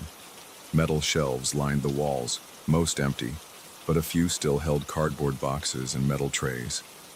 My flashlight beam caught a few blankets folded in a corner. medical supplies sealed in plastic, and some random junk like broken chairs. In the center of the room, I spotted a large rolling container, something like a hospital bed frame without the mattress. One of its wheels was missing a chunk of rubber, and as soon as I saw it, I recognized the possible source of that scraping noise. But it was still. There was no movement. The air felt dense. I walked around it, checking the floor, seeing if there were tracks in the dust. The floor was scuffed, but not enough to clearly show us if it had been moved recently. Jade came up behind me, standing close. I could hear her breathing. Gabriel stayed near the door, shining his flashlight at the shelves. He asked if anyone else noticed the temperature dropping. My arms prickled with goosebumps. I couldn't tell if it was the actual temperature or just pure tension. Then we heard the sound again, right outside the storage room, as if something heavy was rolling in the hallway. It made my scalp tingle. My entire body felt rigid. I looked at Jade and Gabriel, and I could see in their faces that they had the same reaction. That was enough for me. I felt a sense of urgency to leave. I didn't care to solve any more mysteries. The repeated noise, the moving cart, the isolation of that basement, it was all pushing me past my comfort zone. I could sense that we were not going to find a neat explanation, and I wasn't eager to encounter someone lurking down there. We gathered ourselves and stepped back into the corridor. The air was still. The flashlight beams cut through the dust in the air. My palms were sweaty and my breath felt shallow. We stood there for a moment, listening. No noise. Nothing. It felt like we were alone again, but I didn't want to linger. I told Gabriel and Jade that we should head back before we got stuck or lost in that maze of hallways. They agreed without hesitation. Jade glanced around one last time, then nodded. We retraced our steps, our footfalls echoing off the walls. My heart wouldn't calm down. Every now and then I would spin around, aiming the flashlight behind us, half expecting to see something moving. But it was just the corridor, silent and empty. We passed by the disposal room, and I noticed that steel cart in the same position, which at least confirmed it hadn't moved again. That offered me a tiny bit of relief, but I was still on edge. When we finally reached the stairwell, I breathed a sigh of relief. I think we all did. We climbed the steps more quickly than before. My legs felt heavy, like I'd been carrying tension in them the whole time. At the top, we pushed open the door to the first floor. The air felt slightly fresher. We walked through the hospital halls until we got back to the main entrance. Stepping outside felt like breaking the surface of deep water. I took a long breath of the cold evening air. My shirt clung to my back with sweat. We didn't bother hanging around the building. We just walked away from that front entrance and headed to our cars. Nobody said much, but I could see the relief on their faces. My heart rate started to slow, and I wiped the sweat off my forehead with my sleeve. I looked back at the hospital one last time. The broken windows and dark corridors seemed to watch us leave. I felt uneasy, but also strangely satisfied we made it out without stumbling into anything worse. I still don't know how to explain the moving cart and the sounds. Part of me wants to believe it was a draft or a tilted floor, but there was something about those pauses between the scraping noises that felt intentional, like someone or something was doing it on purpose. I didn't lose any sleep that night, but I caught myself jumping at small sounds in my apartment. It made me realize that some things are better left alone. I'm not eager to go back. I don't think Gabriel or Jade will suggest it either. In class the next day, we all avoided talking about it in front of other classmates. It just felt too strange to sum up in a casual conversation. Sometimes I still wonder what caused that metal scraping. Maybe the old hospital has secrets that nobody ever figured out. But I'm fine not knowing the details. We went, we heard enough, and we got out. That's good enough for me.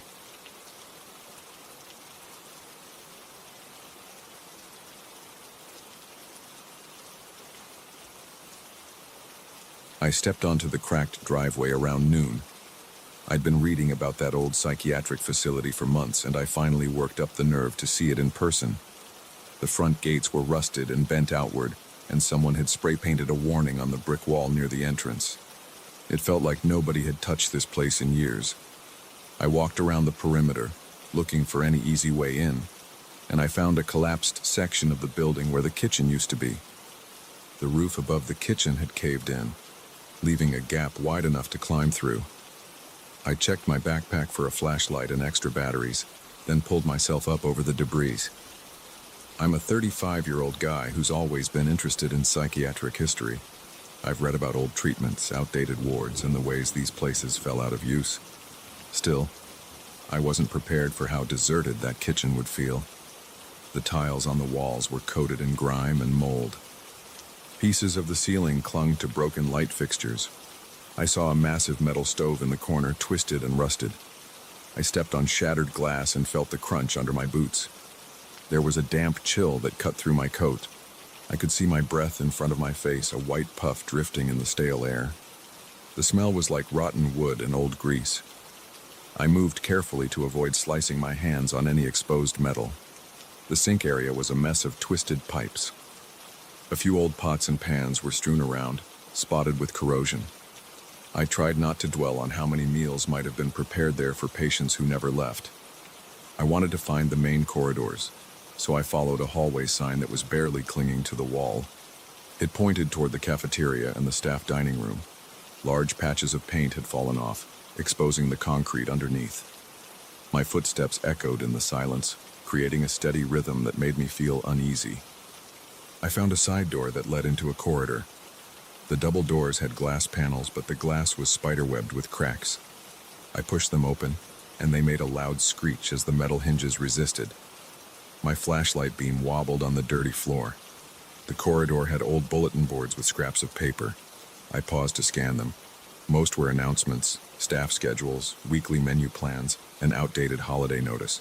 Nothing stood out. No clues about how this place shut down or what it looked like when it was active. It was just ordinary debris from another era. I kept walking. The air was still cold, and I felt a draft coming from somewhere deeper in the building. I passed rooms with chipped paint and broken windows. Some furniture was scattered, old chairs with missing legs, desks with their drawers pulled out. Everything looked ransacked. My shoulders tensed, and I felt my heart pound every time I heard a small sound. Little drops of water trickled from unseen leaks in the ceiling. Every time I heard a drip, I'd stop, hold my breath, and listen to make sure it wasn't someone else's footsteps. I followed a wide staircase up to the second floor. The metal railing felt icy when I gripped it. The steps were caked with dust, and my boots left prints that trailed behind me. I flipped my flashlight around the landing. Old posters about mental health treatments clung to the walls. They were faded and torn, the words mostly unreadable. A few doors were shut tight, and I didn't try them yet. I wanted to get a feel for the place before opening random rooms. The hall on the second floor smelled mustier than the first. The air was stale, with a hint of mildew, like wet newspapers left out for weeks. I noticed a few doors had heavy locks, probably isolation rooms. I moved on, not ready to linger. The corridor led me to another set of stairs. This was a narrower flight, more like an emergency stairwell. It had a metal door at each level. The sign beside it was dirty and illegible, but I guessed it went up to staff offices or patient wings. The second floor hallway was just as cold as the first. My fingers were stiff and my breath felt sharp in my lungs. I kept my flashlight pointed ahead and climbed toward the third floor. About halfway up, I noticed something strange. The air grew warmer. At first, I thought maybe I was just heating up from walking, but I stopped for a moment and felt the temperature. It was definitely warmer. My forehead felt the heat, and my cheeks didn't sting from the cold anymore. I kept climbing. By the time I reached the top of the stairwell, I was sure the temperature was significantly higher. My flashlight illuminated the metal door. It had scratches near the handle like someone had used a tool to pry it open. I turned the knob. The door swung in easily. The hallway ahead was lit by a faint glow from some overhead fixture down the corridor. That was impossible, as I didn't see any generator or working power lines outside. I stepped forward, my flashlight scanning the area. The walls here looked less damaged, as if someone had done repairs. There were fewer cracks, and the dust layer seemed thinner. I walked slowly, aiming the beam along the baseboards. The warmth increased with every step. I wiped sweat off my forehead. My pulse was pounding in my temples. It felt like walking into a heated building in winter, but that made no sense. The facility had been abandoned for decades. There was no sign of a caretaker. I reached a T-junction in the hall and looked both ways. To the left was darkness. To the right, I saw a faint flicker of light. I turned right. I crept along, one foot in front of the other, trying not to make noise. My flashlight caught glimpses of peeling wallpaper and old signage. Then I heard a mechanical hum. It sounded like a radiator or some kind of heating unit. At first, I thought I was imagining things, but the noise was real. A consistent whirring followed by an occasional clank, like pipes expanding. I followed the sound to a door on my left. The door was partially open, and a yellowish light leaked into the hallway. My heart raced as I approached. I pushed the door gently and stepped inside. The room was some kind of small common area, with a few wooden chairs shoved against the walls. In the far corner, I saw a large radiator. It looked ancient, the kind with vertical metal fins. It shook a bit, rattling against the floor. Next to it, there was a strange setup of wires connected to its main pipes. The wires were snaking across the floor, taped together in places. They vanished into the ceiling panel, where somebody had removed a tile. A single light bulb hung from the ceiling, glowing weakly and flickering every few seconds. That explained the light in the hallway, but there was no reason for it to be powered. I tried to follow the wires with my eyes, but they disappeared into the darkness above. I moved closer to the radiator. The heat radiating off it was intense. My face felt flush and I could smell hot dust. I reached out and touched it carefully. It was scalding. I jerked my hand back. I stared at the improvised setup. The wiring looked handmade, like someone had rigged an extension cord or a series of cords to power this one radiator. But what was the source? There was no generator noise, no visible circuit breakers, just a messy tangle of cables going into the ceiling. I shined my flashlight upward. The ceiling was too high for me to see much. My stomach twisted with anxiety. Who set this up? Why? Was someone living here? I stepped away and scanned the floor for any footprints. I saw some marks in the dust, but I couldn't tell how fresh they were. My mind started to race with possibilities.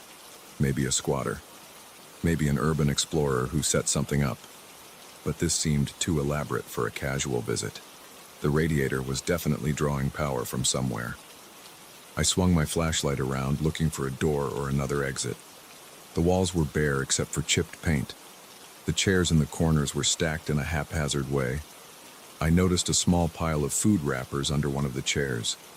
They looked modern, like something you'd buy from a gas station. That meant someone had been here not too long ago. My breathing became shallow. I felt the hair on my arms stand up, not from cold, but from tension.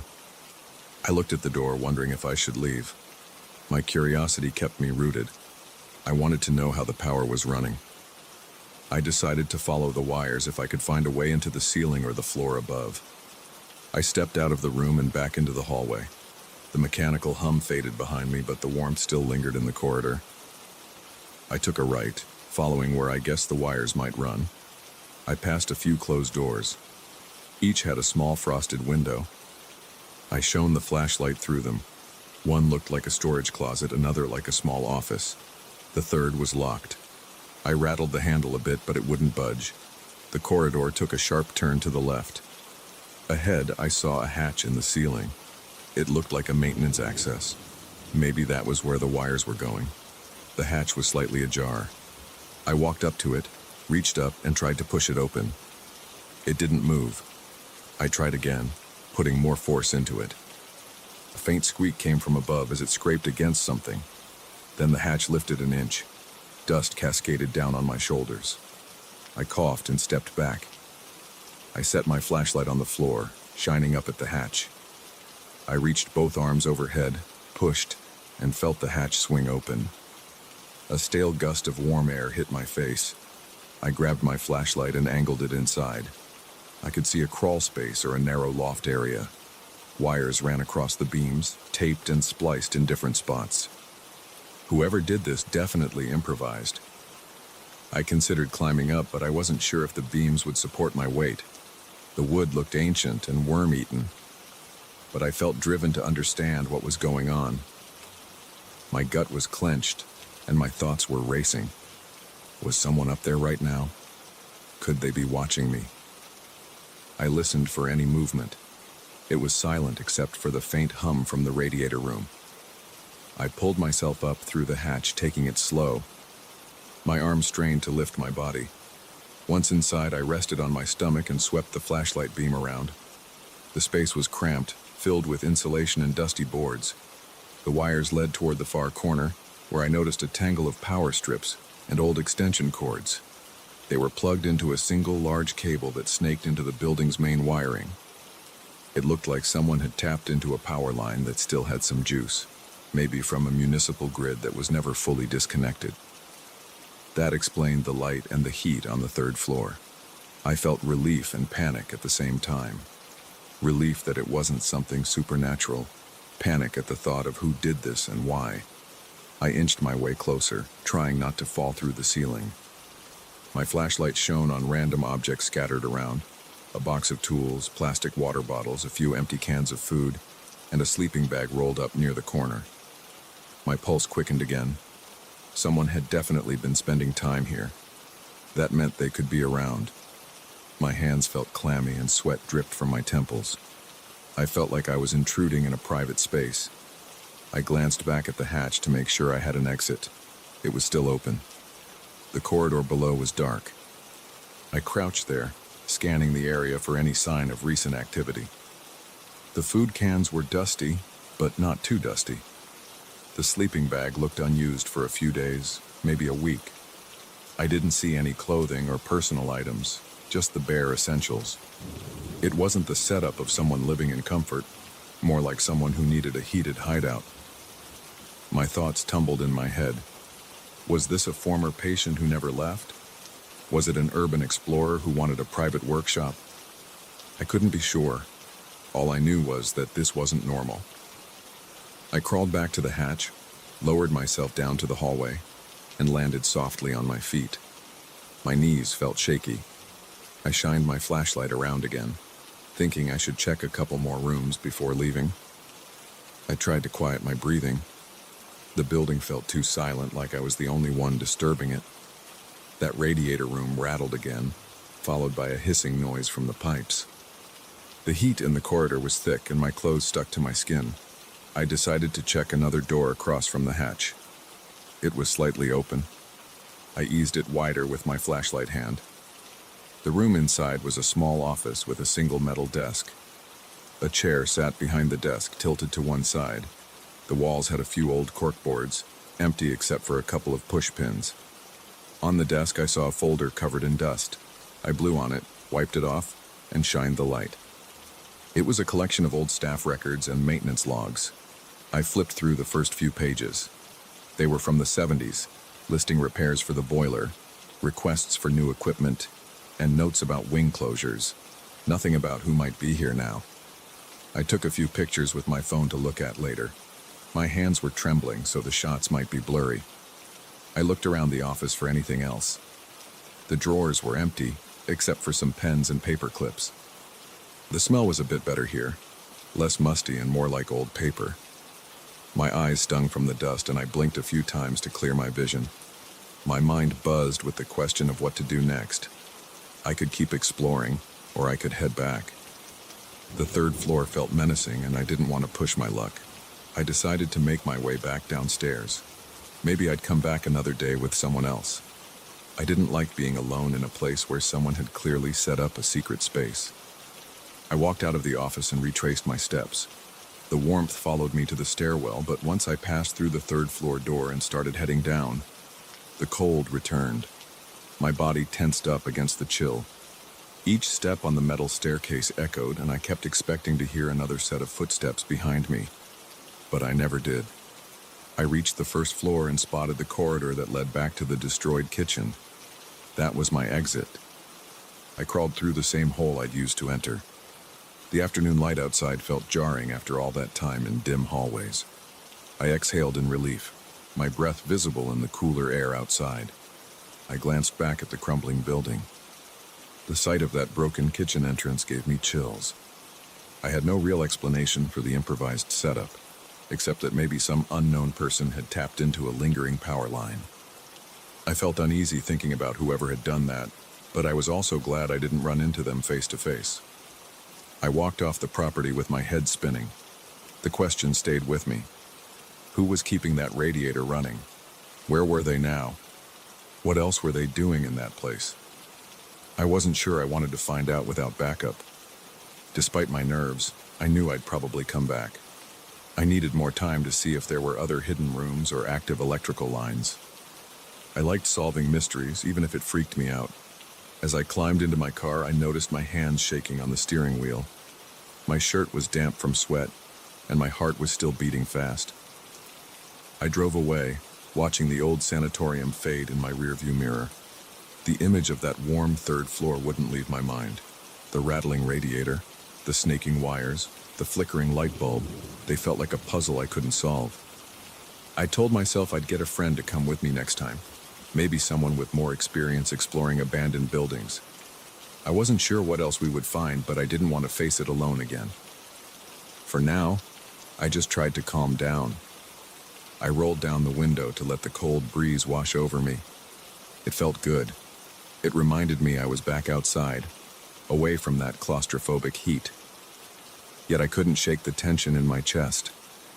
The thought of that hidden sleeping bag, the food wrappers, and the improvised wiring made my skin crawl. Someone was out there, quietly maintaining a piece of this dead facility. No sign of a generator, no sign of a caretaker, no one in sight. But something was alive in that building's electrical system. I couldn't figure out why. That mystery hung over me like a question with no clear answer. I just knew I wasn't finished with this place. The next time I stepped inside, I'd be ready for whoever else might be calling it home, and I'd bring a better flashlight.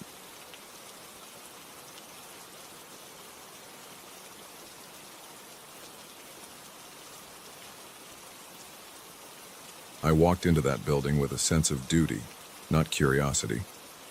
I had a straightforward job: inspect the structural integrity of a foreclosed office complex that closed down after bankruptcy.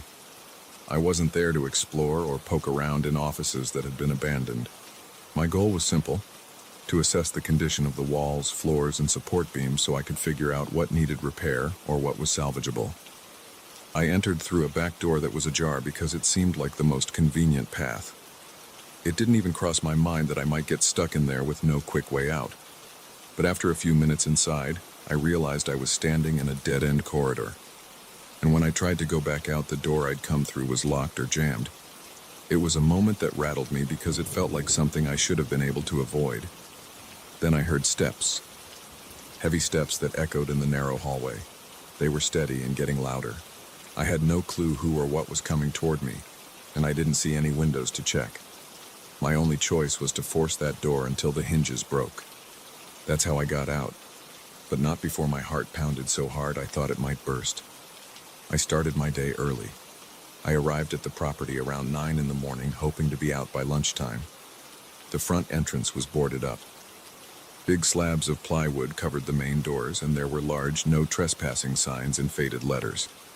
It's not unusual for closed buildings to be boarded up like that, so I didn't think too much of it. I walked around back to see if there was an alternate entrance. Sure enough, there was a simple metal door that had some rust around the edges. It was slightly open, and I remember thinking it was a bit odd. Usually these places are locked tight, either to keep squatters out or just to keep everything secure.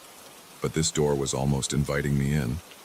I should have been more cautious, but I figured maybe someone else had been in there recently. Another inspector, a bank rep, or even a security guard. Once inside, the first thing I noticed was the stale air. It smelled like old carpet and damp drywall. The corridor was dim. The overhead lights didn't work, so I relied on the sunlight slipping through cracks and dusty windows at the far end of the building, even though none were in my immediate path. I tried flicking a few light switches out of habit, but nothing happened. The floor was covered in debris, scattered papers, chunks of plaster, pieces of wood. I stepped carefully to avoid twisting my ankle on any broken tiles. I made my way down the hall, checking the walls for cracks and uneven surfaces. The building was quiet, and the emptiness made it feel even larger than it was. Sometimes I saw mold creeping along the baseboards or large stains on the ceiling. In some spots, the smell was intense, like rotted carpet, but there were no major water leaks that I could see. I wrote a few notes on a small pad marking areas of concern. After about 10 minutes, I reached the end of the corridor. That's when I realized there wasn't a door leading to another section. It was just a dead end. I turned around to go back the way I came, but as I retraced my steps, something felt off. The corridor seemed darker, and I thought maybe the clouds outside had moved. I walked up to the back door, the one I'd come through. It was a simple metal door with a push bar on the inside. When I pushed down on the bar, the door didn't budge. I tried again, a bit harder, and heard a dull thud like the door was jammed. I assumed maybe something had fallen against it on the outside or the lock was damaged. I felt a flicker of nervousness, but I've dealt with stuck doors before. My plan was to give it a good shove. I dropped my tool bag on the floor to free my hands. I leaned my shoulder against the door, braced my feet, and pushed. Nothing. I tried again, using a bit more force. Still nothing. I checked the edges for a hinge I could tap loose, but it was the type of door with hidden hinges on the inside. I muttered to myself that maybe the door had some mechanical lock that engaged when I'd closed it behind me without noticing. That was possible. I considered removing the push bar hardware to see if I could manually release the latch, so I reached into my tool bag to grab a screwdriver. I started unscrewing the plate around the bar, but the screws were rusted and didn't budge easily. As I stood there fiddling with the door, I heard something that made my neck tingle. It was a distant thump, like someone's footstep. I lifted my head and listened. Another step, then another. It was methodical and somewhat slow, but it had weight to it. The sound was coming from behind me, back down the corridor, around a bend, or maybe from a staircase I hadn't noticed. I stopped messing with the screws and turned around. The place was too dim to see very far, but I could hear the thumping growing closer, one slow step at a time. My chest tightened. I wasn't expecting anyone else there, and I wasn't sure if it might be a security guard or a homeless person or something else. I had no idea if they were friendly or hostile. I quickly grabbed my tool bag, zipped it up, and swung it over my shoulder. I stepped to the side of the corridor, pressing my back against the wall near the door, trying to stay quiet. My heart pounded. The steps got louder, and I felt a burst of adrenaline. All I could think about was how I had no real weapon and didn't want any confrontation. I just wanted to get out of that building. I listened closely, trying to gauge how close those footsteps were. The place echoed, so it was hard to tell exactly how far away they were or which direction they were going. The corridor remained dark, and I still couldn't see a figure. I might have whispered a few curses under my breath because the tension was driving me crazy. There were no windows in that hallway, no side doors, and no second exit. I felt trapped. I made a decision. I'd try to force the door open. Screwdrivers weren't enough. I had a small crowbar in my bag that I used for prying old boards. I pulled it out. It wasn't big, maybe a foot long, but it had a solid edge that could give me some leverage. I wedged the crowbar between the door and the frame, near the latch, and pushed. I strained my arms and shoulders, trying to pry it open. The metal groaned, but the latch stayed locked. Behind me, the footsteps continued. I imagined someone stepping around debris or maybe dragging a heavy boot. My hands shook from the effort and from my growing panic. My palms were sweaty. The crowbar slipped a bit and I almost lost my grip. The footsteps got louder, so I pushed again, using my whole body weight. The door frame creaked. I could see a slight gap opening near the hinges. It wasn't the latch that was giving way, it was the hinge side. If I kept going, maybe I could break the hinges or the surrounding wood. I shoved harder, feeling a jolt in my elbow. The gap widened. I yanked out the crowbar, repositioned it near the top hinge, and leaned in with everything I had. My mind raced. I was thinking about who was walking my way. I had to assume it was a person, but I didn't know if they were hostile. I also wondered if maybe it was security and I'd get arrested for trespassing, but I figured I'd rather explain myself to the cops outside than be cornered in a dark hallway. I kept pushing the crowbar, and the hinge started to bend.